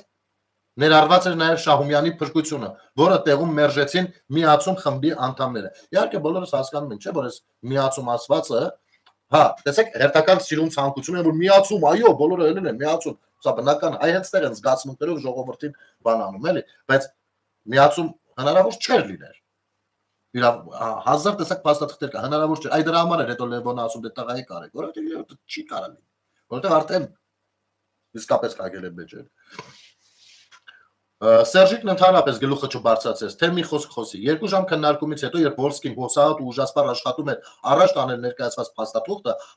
համոզել Մանյակինին կամ այդ տգետ, բայց ամեն գնով իշխանություն տենչացող Քոչարյանին հասկացնել, որ Ղարաբաղի ճակատագիրն է վտանգվում, միևնույն է, այդ անթաղ մեռել է, այդ անանցյալ բարբարոսները իշխանության անասնական քաղցը երկրորդեցին Ղարաբաղի ազատությանը։ Որսկին հունից դուրս եկավ ու ասաց. ուզում եմ վկայակոչել մի անվանի Հայկ Գորշչի խոսքերը, որն ասել է, թե հայ մտավորականությունը քակել է մեծ Հայաստանի տեսլականի մեջ, մսխել պրծել է։ Հիմա էլ դուք ձեր միտինգներով իշխանության համար պայքարով այս պահին քակի բաժին եք դարձնում Ղարաբաղյան շարժումը։ Նախորդ օրը միացում խումբը միտինգ էր արել Արցախի հարցով Ստեփանակերտ եկած հանձնախմբի դեմ ու Հայաստանից լիքը մարդիկ էր ուղարկել ՀՀՇ-ն։ Ու դառնալով Ռոբերտ Քոչարյանին միտինգի սղագրությունը ցալել գցելով մի կողմ, զայրույթից կարկրատակած նետեց։ Այս ձեռնարկներով դուք միայն փչացնելու եք գործը։ Ռոբերտ, դու թագի համար մարմաճող փառամոլ ես։ Քեզ իշխանություն նվաճելն է հետաքրքրում, ոչ թե Ղարաբաղի ճակատագիրը։ Ամբողջ սղագրությունը հետաքրքիր է Քոչարյանի գրամանոց ուղեղի չափը տեսնելու համար։ Նրա պատասխաններն ու կարծիքները միայն մանկամիտ ու խեղճ ոչնչության քսու եւ անգաղապար անատոմիական արտաթորանք էր։ Ուրիշ ոչինչ, որն ապազգային ՀՀՇ-ն առաջ տարավ ու կործանեց Ղարաբաղը ու Հայաստանը ներքաշեց պատերազմի ու Թալանի անսանձ վայրակ խավարի մեջ։ Անիծվեք դուք։ Չեմ ուզում այստեղ մեջ բերել այդ արտաթորանքը, ոչ ժամանակ ունեմ, ոչ ուժ։ Թող կարդան իմ գրքում, որն այդպես էլ ուշադրության չարժանացավ ոչ ներկա իշխանության, ոչ գրողների, քաղաքագետների լայն շրջանակի համար։ Անցյալի մասին անտեղյակ լինելը միշտ բերելու է այդ հայրենաբաճար նախկինների վերակենդանացմանը։ Այդ դատի տվեք ՀՀՇ-ին ու Քոչարյանին այս փաստաթուղթը վիժեցնելու համար։ Միայն մեջ կբերեն Որսկու կազմած այդ փաստաթուղթը, որը Ղարաբաղի ու Հայաստանի համաձայնության դեպքում կքննարկվեր ԽՍՀՄ Գերագույն խորհրդի Ղարաբաղի հարցով արտահերթ նիստում։ Ավաղ Քոչարյանն ու Հայաստանից ՀՀՇ-ն ամեն ինչ արեցին, որ դա տեղի չունենա։ Մեր նպատակներն այն ժամանակ ուրիշ էին, իմ հարցին պատասխանեց Վազգեն Մանուկյանը, ձայնագրությունը պահել եմ։ Նրանց նպատակը իշխանության գալն էր, թքել էին Ղարաբաղի վրա։ Վաղը կհրապարակեմ Ղարաբաղը Ադրբեջանի կազմից հանելու ու կենտրոնին ենթարկելու Որսկու կազմած փաստաթուղթը, որին հավանություն էին տվել նաև Ղարաբաղ գործուղված ԽՍՀՄ Գերագույն խորհրդի Ղարաբաղի հարցով բավական լուրջ ու ծանրակշիռ հանձնախումբը։ Այն քննարկվել էր նաև Միխայիլ Գորբաչովի հետ։ Առանց նրա հավանության հանձնախումբ չէր գործուղվի Ղարաբաղ։ Փաստաթղթին սակայն դեմ էին Քոչարյանի թիմն ու ՀՀՇ-ն, որ Երևանից կառավարում էր Քոչարյանի շարժերը եւ ամեն ինչ արեցին, որ դա տեղի չունենա։ Ամենը գրված է իմ խաչվածի մատ չկա գրքում։ ԽՍՀՄ Գերագույն խորհրդի որոշումը Լեռնային Ղարաբաղի ինքնավար մարզում խորհրդային քաղաքացիների սոցիալական ու քաղաքական ազատությունների պաշտպանության վերաբերյալ անհետաձգելի միջոցառումներ ձեռնարկելու մասին, որպեսզի ստատուսս երկար չլինի, այդ հրաշալի փաստաթուղթը, որ Ղարաբաղին բերելու էր ազատություն, կհրապարակեմ վաղը, օրինակն ինձ մոտ է։ Ու ես սա ընթերցելուց հետո անհամբեր սպասում էի հաջորդ օրվան բնականաբար, որը 3 էր, ու հետաքրքիր է ժողովուրդ ջան։ Ու հիմա կարդում եմ 3, կարդում էի սա, ինչպես խոստացել էի, սա երկրորդ մասը արդեն, 3, որ ասել էր վաղը կհրապարակեմ։ Էլի լաց ու կոծով, էլի վիրավորանքի, ափսոսանքի ու զայրույթի միջով անհնար է վերապրել ու չտարապել։ Ահա այն փաստաթուղթը, որը առաջարկել էր 1989-ին Լղիմ նահանգապետ Արկադի Բոլսկին եւ Երևան ժամանած Ղարաբաղի հարցով ԽՍՀՄ Գերագույն խորհրդի հանձնախումբը եւ որը վիժեցրին Ղարաբաղից Ռոբերտ Քոչարյանը իր միացում խմբով ու ընդամենը 1 ամիս անց Վաչական Գրիգորյանի ու Քոչարյանի ստեղծած ազգային խորհուրդ ֆիկտիվ կազմակերպությունը, որը Հայաստան-Արցախ միացումի որոշում ընդունեց եւ Երևանից Ղարաբաղ կոմիտեն։ Գահատեջ աթոռի մարմաճով ապրող խառնակիչ 10 հոգին, բացի Ռաֆայել Ղազարյանից։ Լուսանկարները կհրապարակեն վաղը, նոր աշխովս ընկավ հրապարակել։ ԽՍՀՄ Գերագույն խորհրդի որոշումը Լեռնային Ղարաբաղի ինքնավար մարզում խորհրդային քաղաքացիների սոցիալական ու քաղաքական ազատությունների պաշտպանության վերաբերյալ անհետաձգելի միջոցառումներ ձեռնարկելու մասին։ Հաշվի առնելով Լեռնային Ղարաբաղում ստեղծված տնտեսական ու սոցիալական ծանր կացությունը, ելնելով մարզի ողջ բնակիչների կյանքի, առողջության ու անվտանգության իրական սպառնալիքներից, ինչպես նաև ձգտելով վերականգնել կարգ ու կանոնը տարածաշրջանում, ԽՍՀՄ Գերագույն խորհուրդը որոշում է. Առաջին. Լեռնային Ղարաբաղի ինքնավար մարզը դուրս բերել ադրբեջանական ԽՍՀՄ-ի ենթակայությունից։ Ժամանակավոր մինչ մարզում իրավիճակի լիակատար նորմալացումը, ընդունել Լեռնային Ղարաբաղը որպես խորհրդային ենթակայության ինքնուրույն ղեկավարվող տարածք։ Հասկանում եք, Ադրբեջանի կազմից դուրս բերել, հատում են խորհրդային բանի տարածք։ Հետո այստեղից process-ները շատ ավելի ճիշտ կարեն ընթանեն, քան երբ որ Հայաստանը ներքաշվում է ու Ադրբեջանից ստացվում է տարածքային պահանջաբանան։ Այսա տանում է տուփիկ, իսկ այն ճանապարհով է այլ ձևերով, անգամ կարող է առաջին Արցախյան պատերազմը չլիներ։ Բայց դա այդ կոնֆլիկտը պիտի լիներ, որովհետև կոնֆլիկտի հովանավորները արդեն հասնում էին իրենց նպատակին։ Իսկ ԽՍՀՄ-ում էլ արդեն Գորբաչովի բանն էր թուլանում, բնականաբար, չնայած մարդու դեմոկրատիա էր։ Այստեղ էլ արդեն մեզ սովորացրել են, որ Գորբաչովը դա չարիք է, որովհետև ինքը կարար էսաներ չարեցեն։ Բաներ կա տեղին են ասում, բայց առհասարակ մի քիչ ուսումնասիրել կարծում եմ արժի Գորբաչովին։ Երկրորդ, հանձնարարել ԽՍՀՄ Գերագույն խորհրդի համապատասխան հանձնաժողովներին եւ ԽՍՀՄ մինիստրների սովետին Լեռնային Ղարաբաղում ապրող բոլոր ազգությունների հետ մշակել ԽՍՀՄ օրենք ԼՂՄ-ի իրական կարգավիճակի մասին, որպես միութենական ենթակայության ինքնավար տարածք։ Տեսեք, խորհրդային միության ժամանակ Արցախը, Ղարաբաղը եղել է Ադրբեջանի կազմում ինքնավար մարզ։ Իսկ սեսն լինում էր խորհրդային միության ինքնավար մարզ, այսինքն դուրս էր բերվում Ղարաբաղի բանից։ Սովետը քանդվում է, Ղարաբաղը շատ արագ կարար կողմնորոշվել, ուրիշ ձև գնարեց սա ու շատ ավելի բան։ ԽՍՀՄ Գերագույն խորհրդի անունից սույն նախագիծը տեղափոխել падգամավորների համագումարի քննարկմանը։ 4. Մինչ Լեռնային Ղարաբաղի իրավական կարգավիճակի մասին ԽՍՀՄ նոր օրենքի ընդունումը, Լեռնային Ղարաբաղի մարզի ղեկավարումը կշարունակի իրականացնել հատուկ կառավարման կոմիտեն, այսինքն Արկադի Վոլսկու իշխանությունը։ 5. ԽՍՀՄ Գերագույն խորհուրդը ողջ ԽՍՀՄ-ի անունից կոչ է անում հակամարտող կողմերին ցուցաբերել զսպվածություն, պահպանել կարգապահություն, ձգտել բոլոր վիճելի հարցերը կարգավորել բացառապես ժողովրդավարական ճանապարհով սահմանադրական դրույթների ու փոխադարձ հարգանքի հիման վրա։ Ահա այսպիսի բովանդակություն ուներ Արկադի Վոլսկու եւ ԼՂ հարցով ԽՍՀՄ падգամավորական խմբի կազմած փաստաթուղթը։ Իմիջայլոց դրան կարար հասած լիներ արդեն Դեմիրճյանն է, էլի։ Կարեն Դեմիրճյանը, ով երկար տարիներ այս Ղարաբաղի, իրան էլ փախարակեցին, անլրջացրին իր խոսույթը, որ ջղայնացած ասես դե ժողովուրդ Ղարաբաղը ջեբսա, որ տեսեք ինչ ասում, բանց ու ժողովուրդը նրան ում այսօր մեծարում է, երևի չկա երկրորդ մեկը, որ Կարեն Դեմիրճյանի հարցում բան ունենա, այդ ժամանակ ծաղրեցին։ Իհարկե հետո գլխներին տվեցին մի քանի տարի անց արդեն ուշ էր։ Նույնը կարող լինի հունիսի 7-ին զգուշ եղեք։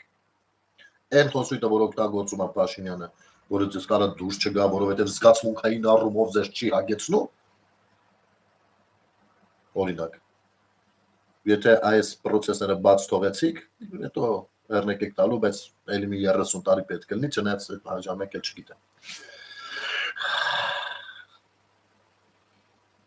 Այսպիսի բովանդակություն ուներ Արկադի Վոլսկու եւ ԼՂ հարցով ԽՍՀՄ падգամավորական խմբի կազմած փաստաթուղթը ԼՂ-ն Ադրբեջանի կողմից հանելու ու միութենական տարածք հռչակելու մասին։ Կար նաեւ լրացուցիչ փաթեթ Եվգենի Պրիմակովի կազմած 14 կետից բաղկացած առաջարկությունների ծրարը, ուր օրինակ հստակ երաշխիքներ էին տրվում անվտանգության, փախստականների վերադարձի ու Ղարաբաղում ժողովրդագրական պատկերը պահպանելու վերաբերյալ։ Սահմանադրական իրավունքներ էր տրվում հատուկ կառավարման կոմիտեին, Վոլսկու կառավարությանը, վերականգնվում են տեղական իշխանությունները, ստեղծվում էր ազգությունների խորհուրդ, հայերից ու ադրբեջանցիներից բնակչության տվի, ուր ժամանակ առ ժամանակ պիտի քննարկվեին տեղական հարցեր, որոնց վիճելիության դեպքում Վոլսկու կոմիտեն պիտի միջամտեր։ Ստեղծվում էր փախստականների հարցով միութենական օրգան, ինչպես նաև Հայաստանն ու Ադրբեջանը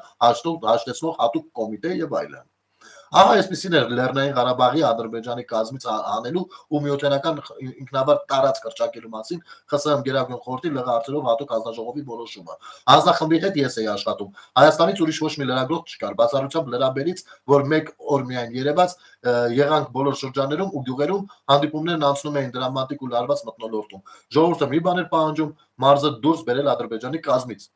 Եվ հանձնախումբն ամբողջությամբ համամիտ էր պահանջին։ Չեմ մանրամասնում, գրքից մեջ գրել եմ բոլոր ելույթները։ Ռոբերտ Քոչարյանի բոլոր ելույթները նույնպես, որ տեսանելի լինի այդ խառնակի ճարարացի մտավոր կարողությունների խեղճությունն ու պաշտոնի հանդեպ անասնական քաղցը։ Մարզի սիրելին մարզի նախկին քարտուղար Հենրիկ Պողոսյանն էր, ում ելույթները ուղղակի ամպրոպ էին հանձնախմբի գլխին։ Նրա եւ Արկադի Ոսկու ջանքերով կազմվեց ու համաձայնեցվեց այս փաստաթուղթը հանձնախմբի եւ Միխայել Գորբաչովի հետ։ Եվ ես այն գիշերով գախնի բերեցի Երևան ու Դավիթ Շահնազարյանի հետ հանձնեցի Վազգեն Մանուկյանին։ Իմ գրքում գրել եմ ամեն բան։ Եվ թե ինչու այս երազանքի փաստաթուղթը իրականություն չդարձավ, մանրամասն գրել եմ իմ գրքում։ Վաղը կհրապարակեմ այդ հատվածները համառոտակի հանձնախմբի անդամների լուսանկարներն ու Քոչարյանի ու Վաչական Գրիգորյանի հապճեպ կազմած ազգային խորհուրդը, որը օգոստոսի վերջին դիմեց Հայաստանին, Ղարաբաղը Հայաստանին միավորելու խնդրով, որն իհարկե ուղիղ ճշնամական քայլ էր Ղարաբաղի անջատումը։ Ադրբեջանից փաստաթղթի դեմ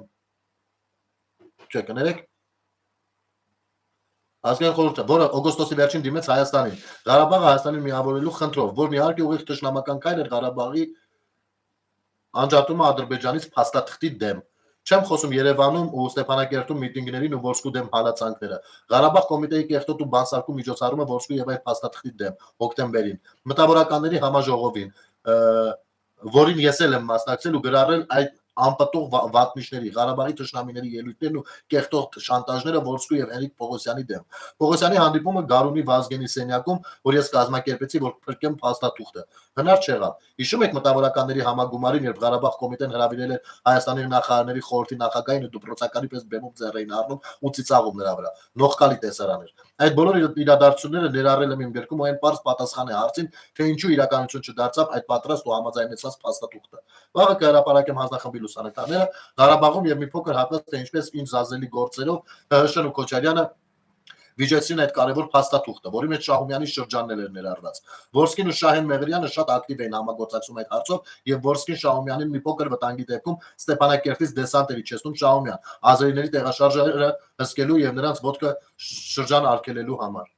Հետգրություն, շատ եմ զարմանում մեր պատմաբանների, տասնյակ լեզուներով թարգմանված ու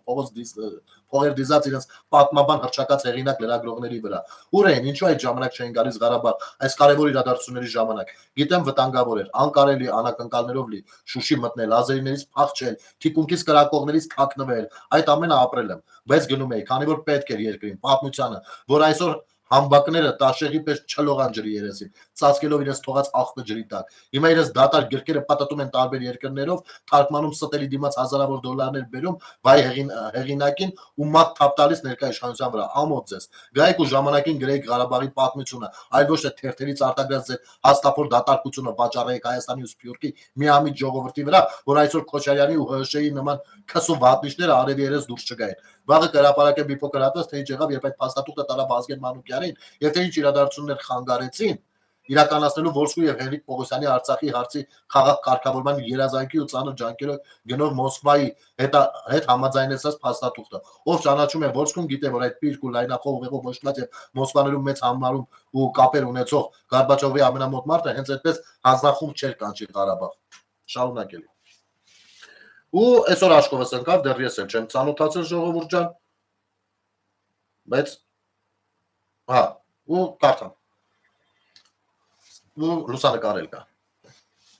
Ինչպես խոստացել է 1989-ի հունիս։ Իսկ Երևանում խուլ ու անտեղյակ են Արցախի համար բախտորոշ այս իրադարձությանը։ Ղարաբաղ կոմիտեն բանտից վերադառնալուց հետո տեղավորվել է Աբովյանի անվան դպրոցում։ Հենց այնտեղ էլ գտնվում եմ Դավիթ Շահնազարյանին առանձնանում ենք, հենց այնտեղ էլ գտնում եմ Դավիթ Շահնազարյանին։ Առանձնանում ենք Արագած սրճարանի դիմաց այգում ու ես պատմում եմ տպավորություններս Արցախում հանձնախմբի աշխատանքներից։ Փոխանցում Հենրիկ Պողոսյանի պատգամներն առայն, որ Արցախի կարգավիճակի հարցն է դրված, պետք է լրջորեն աշխատել այստեղ։ Ղարաբաղ կոմիտեն պետք է նախապատրաստի ժողովրդին, վերջնագործադուլներին ու չխանգարի Ոսկուն։ Այնուհետև ցույց եմ տալիս որոշման նախագիծը, որ գիշերով Պողոսյանը դուրս էր հանել մեքենագրուհու մոտից ու գաղտնի փոխանցել ինձ Երևան բերելու համար։ Փաստաթուղթը խիստ գաղտնի էր։ Ողջ գիշեր մեքենագրուհին մնացել էր Մարսկոմում, քանի որ Արկադի Ոսկին անընդհատ փոխել լրացրել էր փաստաթուղթը։ Տուն չէր գնացել նաև Հենրիկ Պողոսյանը, սպասելով փաստաթղթի վերջնական տարբերակին։ Ու հենց մեքենագրուհու մոտից էլ մի օրինակ հանել բերել էր ինձ։ Կհասցնես տղաներին, կասես որոշում է պատրաստում Ղարաբաղի կարգավիճակի վերաբերյալ, թող չխանգարեն Ոսկուն։ Թող Ռոբերտ Քոչարյանը տանի, ասում եմ։ Տանող գտար, Նեղսրտես Պողոսյանը։ Ես նրան չեմ վստահում։ Դավիթ Շահնազարյանը իմ ետևից եկավ 1989 թվականի հուլիսի 31-ին կես գիշերն անց։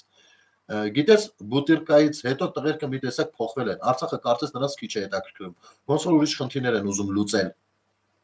Խելքից չի նստում Դավիթի ասածը։ Ոնց, այսքան ժողովուրդ են ոտքի անել։ Հա, ասում է, իզնից խուսափում են, Ղարաբաղից չեն խոսում։ Չգիտեմ, միգուցե ինձ այդպես թվում է, առաջ այդպես չէր, ու մի փոքր դատարկալուց հետո վեր է կենում։ Ամեն դեպքում կփորձեմ խոսել Վազգեն Մանուկյանի հետ։ Ու հիմա գիշերնած գնում ենք Վազգեն Մանուկյանի տուն։ Այդ օրը Լևոն Տեր-Պետրոսյանին Փարիզում վիրահատել էին, ու երբ ներս մտանք, Վազգեն Մանուկյանի տրամադրությունը շատ բարձր էր։ Փարիզից զանգել էին ասելու, որ վիրահատությունը հաջող է անցել ու Լևոնը ետ է եկել նարկոզից, բացել աչքերը։ Ու Մանուկյանի տրամադրությունը խիստ բարձր էր։ Այդտեղ էր նաև Վանո Սիրադեղյանը։ Երկար ու մանրամասն պատմեց Ղարաբաղից, ազնախմբի աշխատանքներից, Արկադի Ոսկումոտ Քոչարի խմբի հետ խորհրդակցությունից։ Փոխանցեցի Հենրիկ Պողոսյանի խնդրանքը։ Այս ճակատագրական պահին կենտրոնի դեմ առայժմ ոչ մի ձեռնակ չկազմակերպել, զսպել Ռոբերտ Քոչարի խմբի շանտաժները Ոսկու դեմ, մինչև Արցախի հարցը նոյեմբերին մտնի ԽՍՀՄ Գերագույն խորհրդի օրակարգ, որ Որսկին Արցախի հիմնարկ ձեռնարկությունների մեծ մասը արդեն հանել է Ադրբեջանի բյուջետային ու տնտեսական համակարգից։ Նա մեզ տանում է անջատում,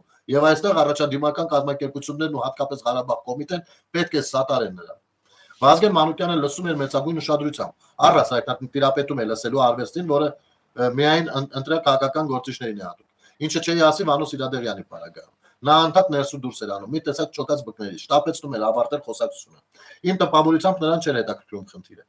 Վազգեն Մանուկյանը շատ ափսոսաց, որ բաց է թողել այդ կարևոր հանդիպումը, որ ինքն էլ պիտի այնտեղ լիներ։ Ցավոք խոստովանեց, որ ծանոթ չեմ մարզի նախկին ղեկավար Արցախի ժողովրդի սիրելի առաջնորդ Հենրիկ Պողոսյանի հետ, ու շատ կուզենար հանդիպել, քննարկել այդ հարցերը։ Ես պնդեցի, որ երկու լիդերները պետք է հանդիպեն, քննարկեն, խոսեն, պայմանավորվեն ու խոստացա գլուխ բերել այդ հանդիպումը։ Վազգեն Մանուկյանը նաև ասաց, որ լրագրողական աչալուր չսկողության տակ է պետք բայել Արցախը ու շահեկան նկատեց իմ աշխատանքն Արցախում։ Ես նրան հանձնեցի Արցախի հարցով ԽՍՀՄ պատգամավորական հանձնախմբի որոշման նախագծի պատճենը, որը դուք տեսաք իմ նախորդ հրապարակման մեջ։ Եվ թե ինչպես անցավ Հենրիկ Պողոսյան Վազգեն Մանուկյան հանդիպումը կգրեմ հաջորդիվ։ Չգիտեի, որ իմ միամիտ համոզմունքը Ղարաբաղ կոմիտե այս տկլոր ու անանցյալ ասիացիների համար ընդամենը անպտուղ ջանք էր։ Սրանք Արցախի հարցը օգտագործում էին Բաղձալի իշխանության ատորներին տիրանալու համար։ Մնացածը չորրորդական էր։ Շարունակելի։ Լուսանկարում Արցախի հարցով ԽՍՀՄ Գերագույն խորհրդի պատգամավորները Մարտակերտում գրականության մոտ կանգնած մարդիկ կճանաչեն Բորիս Օլեյնիկին, իսկ Ֆոտեևը հետո դարձավ ԼՂ նահանգապետ։ Ահա եւ ոնց բացեմ երևի sense նայեն։ Չգիտեմ երևա թե չէ։ Ահա։ Արխիվային։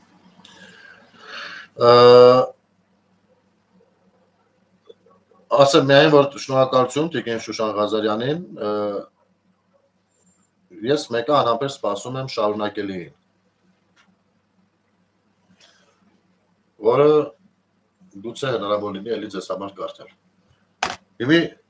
տեսեք, տասնամյակներով այնքան է քնեցված եղել այս հարցերը ու մեզ են այնքան թմբիրի մեջ են պահել, որ մենք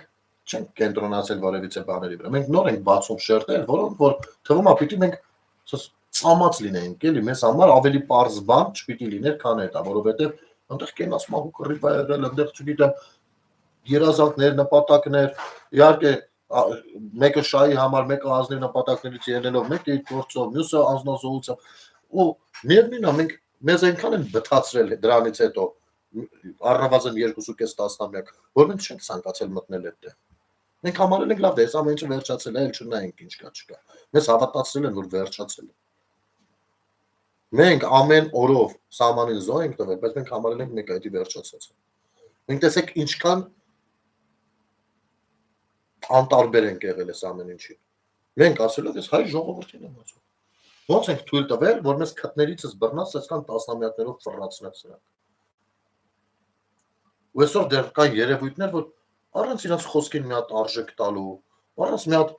խորքային փորձելու տիրապետել, ինչ որ բաներ, ընդ որում ես այն դաշնա, որտեղ ամեն անգամ նոր բան է բացվում։ Իսկապես ամեն անգամ նոր բան։ Ու քեզ թվում է անսահմանափակ է, բայց այդ նոր բաները արդեն ավելի ու ավելի շատ գալիս են հաստատելու են, որ այո, փաստորեն մեզ պետք չի եղել, հա, ոնց որ թե Ղարաբաղը, որ մենք սենց ենք վերաբերվել։ Ոնց որ թե այդ մտքի հետ բոլորն են հաշտեղել։ Պրոստը ոչ ոք չի ուզեցել ասի։ Ոնց որ թե բոլորն են հասկացել, որ ոնց որ թե все-таки այն չի, ինչ որ մի բան, բայց եկեք լավ չխորանանք ախպեր, կարևորը ինձ Ղարաբաղը մերն է, բայց ցույց Ղարաբաղը մերը չի եղել։ Այսինքն ու այս ամեն ինչի գնահատականը պիտի տրվի։ Ես այո, այսօրվա իշխանություններին, ում որ ես կարծում եմ, որ մենք դարձյալ կտանք հնարավորություն այս անգամ արդեն այս նոր հայտարարությունները իրագործելու համար, ես շատ հարցեր ունեմ այս թեմայով, շատ։ Ուղղակի ցավն է նա, որ այնքան կեղտ են լցնում դաշտ, որ քո շատ գոնե սկզբնական հասարակ հարցերը, պարզ հարցերը կորում են այդ ամեն ինչի մեջ։ Ու դա նրա համար է հենց արվում, որ առողջ քննարկումներ տեղի չունենան, որ հասարակությունը ավելի պարզ չտեսնի իրականությունը։ Այ դրա համար իրանք կարող են նստել ու ոչ թե փորձեն քննարկեն, թե լավ խի սենց եղավ Ղարաբաղի հետ, այլ ասեն, այ քանի որ ինքն մեղավոր է, ինքն է 300,000 ադրբեջանցի, եթե դու չգնաս ընտրելու, ադրբեջանցի կգնան ընտրելու։ Լոխի համար նախատեսված բաներ։ Մոցարտ ջան, ասեմ, Պողպատե մանդատ ես չեմ ասի, ես այդ ձևակերպմանը ի սկզբանե չեմ վերաբերվել, բայց ես նաև 21 թվին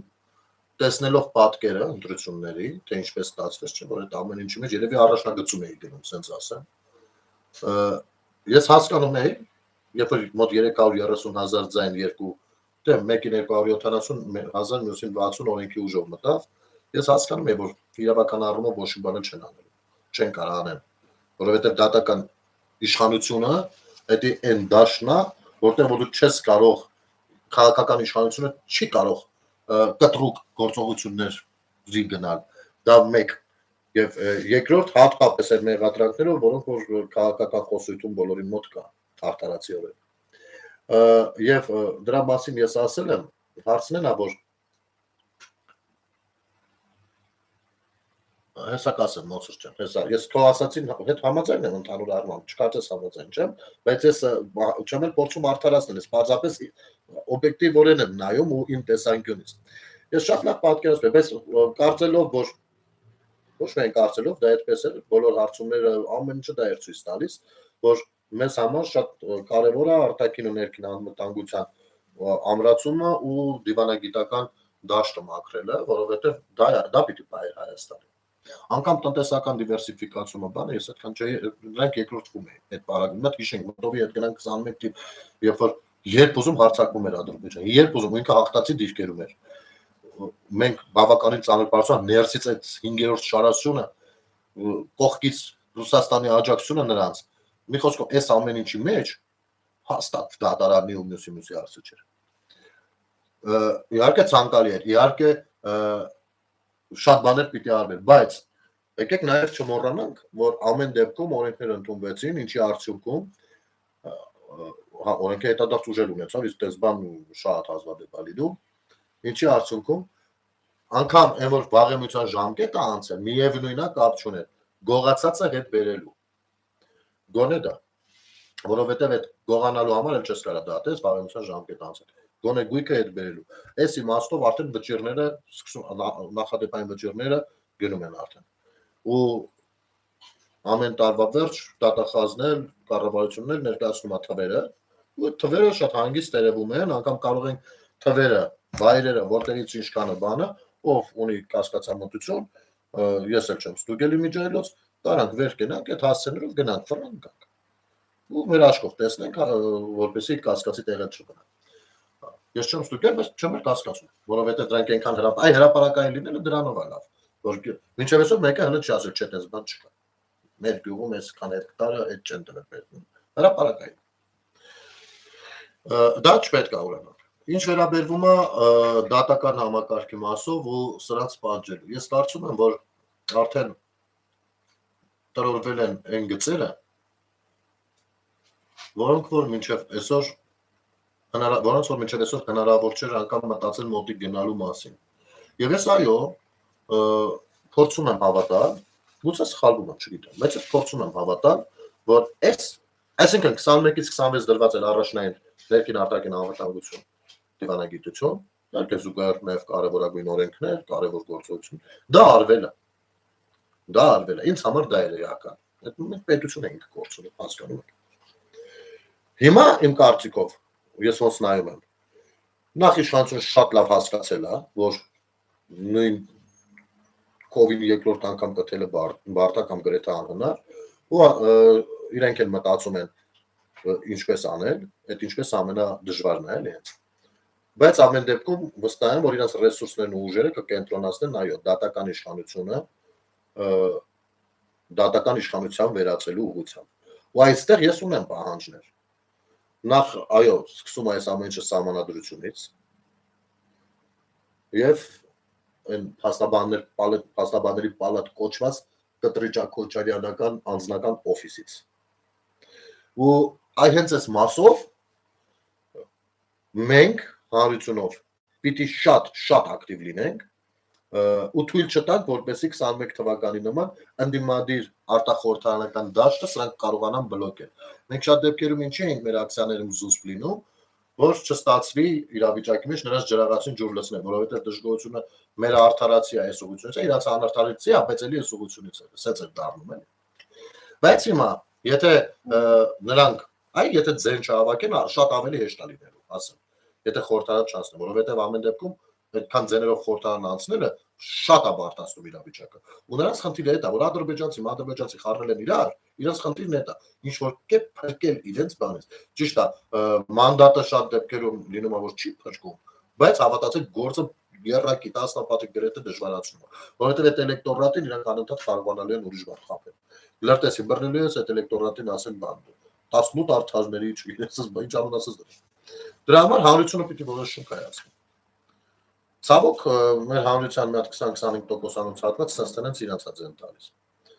Բայց ինչն է բերել դրան, որ ձենա տալիս, դրա դեմն էլ է պետք առնելու, հստակ գիտենք դա որն է։ Իսկ հունիսի 8-ից սկսած ես պայմանական եմ ասում, չեմ ասում հենց հունիսի 8-ի առավոտյան, ոնց այլում ենք ու մի հատ գործ։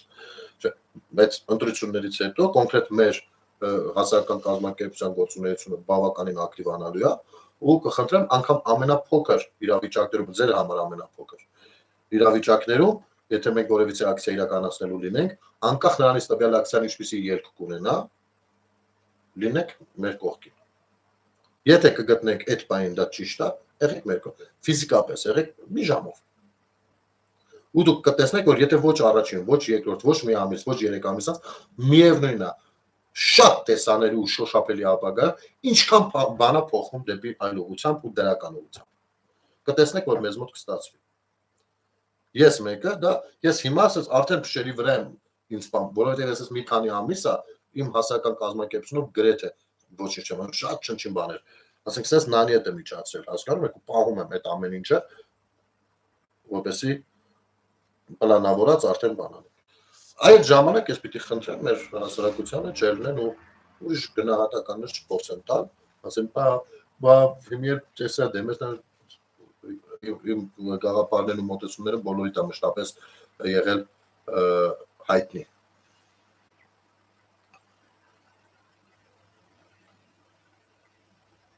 Նվերը ով է, ժողովուրդ, շատ եք։ Նվերը ով է։ Նվեր ջան, դու ով ես։ Չեմ կարում տենամ նվերն ով է, բայց ոնց որ բան չի պահում։ Ոչինչ, եթե նվերը ուրիշ կարծիք ունի, ոչինչ, եթե կեղտոտ բառը չի օգտագործում։ Ուր է նվերը։ Ոչ չեմ գտնում։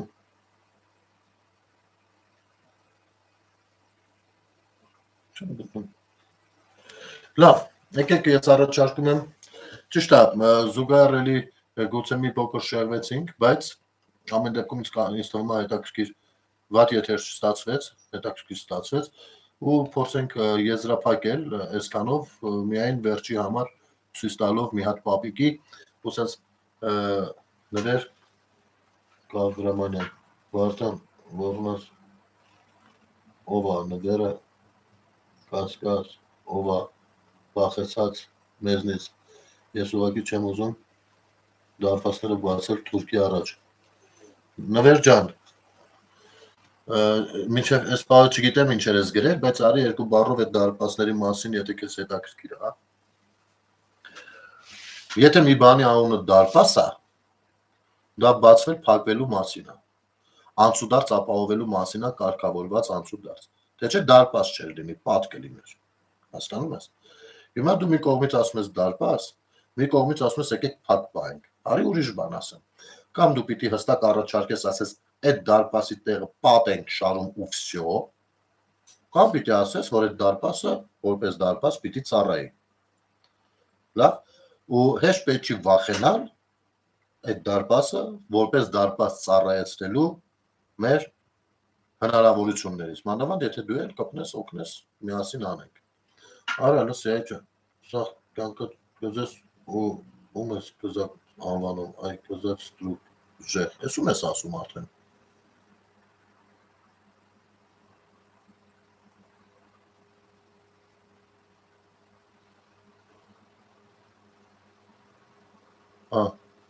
նվեր դու լսեց, եկեք հլը մի վիրավորեք իրար,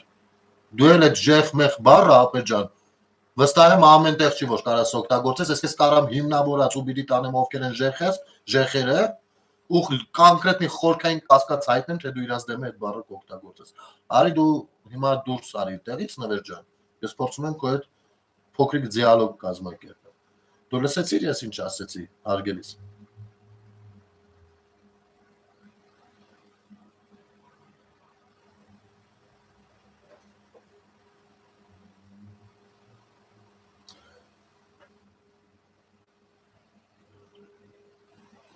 Լավ, նվերը խառնա, տղեկ, լավ տղեկ, բրախեք, եկեք ուրախ նոտայով ավարտենք, բայց նվեր խորհուրդ կտամ ստեղը տենց յարիքի մոտեցումներ փորձես չցուցաբերես, ուրեմն, արեք ինչ եղավ էսի, հա, հեսա, ուրեմն նայեք ես պապին, չկա սենց բան չկա, բայց չենք տիրախավորում պապին, մեծ մարդ այնի, նայեք, էսի պապին, ով լրագրողի հարցին ուզում է պատասխանի, հիմի, անցնում ենք մի րոպե մի քիչ էսքով, ես էլ նույն պապին, որը հիմա ուրիշ լրագրողի հարցի է գործում պատասխանի, ուրեմն իրականում ինչ է կատարվում, Արման Եղոյանն է գրում, գործերն այնքան վատ են, որ նույն պատահական անցորդը նախ էջմիացնում է պատահականորեն հանդիպում Ազատություն ռադիոկայանի լրագրողին եւ պատմում, թե ինչ վատն է կպան, հետո գնում է Արմավիր եւ էլի լրիվ պատահականորեն հանդիպելով Երևան TD-ի լրագրողին, նույն բանը նրան է պատմում, 168 ժամին դեռ պատահականորեն չի հանդիպել,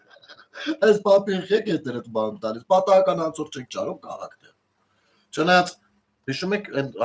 բանի, եթերի սկզբում ասեցի, մի հատ էլ երկրորդ հարց կա հետ տամ, եկեք տամ, այդ ընդդիմադիրներով, որ հելնում եք քարոզան, ընդդիմադիր որն է այդքանով, որ հելնում եք քարոզ Արշավի, ինչ եք վախենում հայատներ մտնեք, կամ մտեք հայատներ, մարդկանց հետ շփվեք, ասենք տենց հայատներով, հայատից հայատ կա, ոչ թե որ հայատից որ երաշխավորել են, որ խնդիր չի լինի, եկեք նոր գնան, եկեք էլի կարող է երեխեք կամ որ ձեզ էլ հարցեր ունեն տալու, կամ երեխեք չէ, դե մենք մի քիչ սիրում ենք նաև ուղիղ մեր հարցերը տալ, բայց մի հատ մտեք, ֆրացեք, ուժեղեք, բանեք, խելացի եք, ոյին եք, լեգենդար եք, սաս բաներ կա, լսեք ինչ եմ ասում, արայ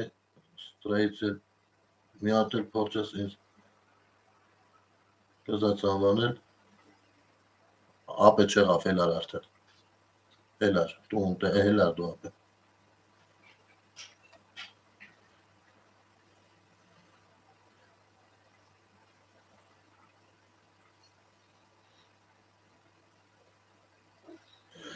Լավ ժողովուրդ ջան,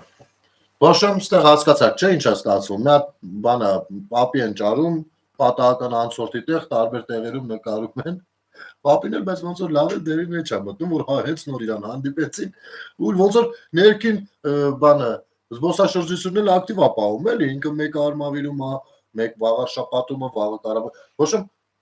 ֆրֆրում այն այքեզի բան, ինչ վատ է, որ ներքին տուրիզմն է զարգանում Այս տոնով եկեք ավարտենք, հույս ունենանք վաղը կհանդիպենք ու քանի որ արդեն 1:22 է եւ արդեն կարելի ասել հունիսի 1-ն է, անկախ նրանից վաղի եթեր կունենանք թե չէ, ինչպիսի եթեր կստացվի, ինչպիսին չէ, թույլ տվեք այս բայդրությամբ շնորհավորել բոլորիս երեխաների պաշտպանության միջազգային օրվա կապակցությամբ մաղթել նրանց խաղաղություն, որը ամենակարևորն է եւ ոչ միայն մաղթել մենք մեր մաղթանքի հետ նաև կրենք պատասխանատվություն, որ այդ խաղաղությունը ասես միամիտ մի տեղից չի ընկնելու։ դա կերտողը մենք ենք, ուստի պատասխանատվությամբ պիտի մոտենանք մեր ամեն ինչին եւ պետք է այո խորամուխ լինենք բոլոր հարցերին, որքան կարող ենք ու պիտի քննարկենք, որպեսզի դա որ այդ մաղթանքը իրագործելի բան լինի, ոչ թե պրոստը մաղթանք։ Եվ ես շատ ցանկանում եմ, որ մեր երեխաները լինեն ապրեն խաղաղ Հայաստանում, զարգացող Հայաստանում, կրթվեն, ստանան լավագույն կրթությունները, ըստ իրենց հնարավորությունների, մեզ ամեն տեսակ քաղաքացիապետ չապրեն են բարքերով, ինչով որ մենք ենք ապրել, հարգեն միմյանց ու միմյանց իրավունքները, որպեսզի դառնան իսկական, իրական Հայաստանի իրական քաղաքացիներ։ Կարծես թե այդ ամեն ինչի համար կան արդեն այս բայդրությամբ հնարավոր բոլոր միջոցները։ Մնացածը արդեն մենք պիտի անենք, պիտի աջակցենք նրանց։ Մեր երեխաներին կարող եք արդեն քանի որ ուշ է, պատշի կանենք ու գնանք քնելու։ Բարի գիշեր ձեզ, հուսամ վաղը կհանդիպենք։ Լավ եղեք, շնորհակալություն եթերը դիտելու եւ ինչ որ նաեւ տարածելու համար հատկապես։ Ամեն ինչ շատ լավ է լինելու, հետ չմտածեք։ Բարի գիշեր։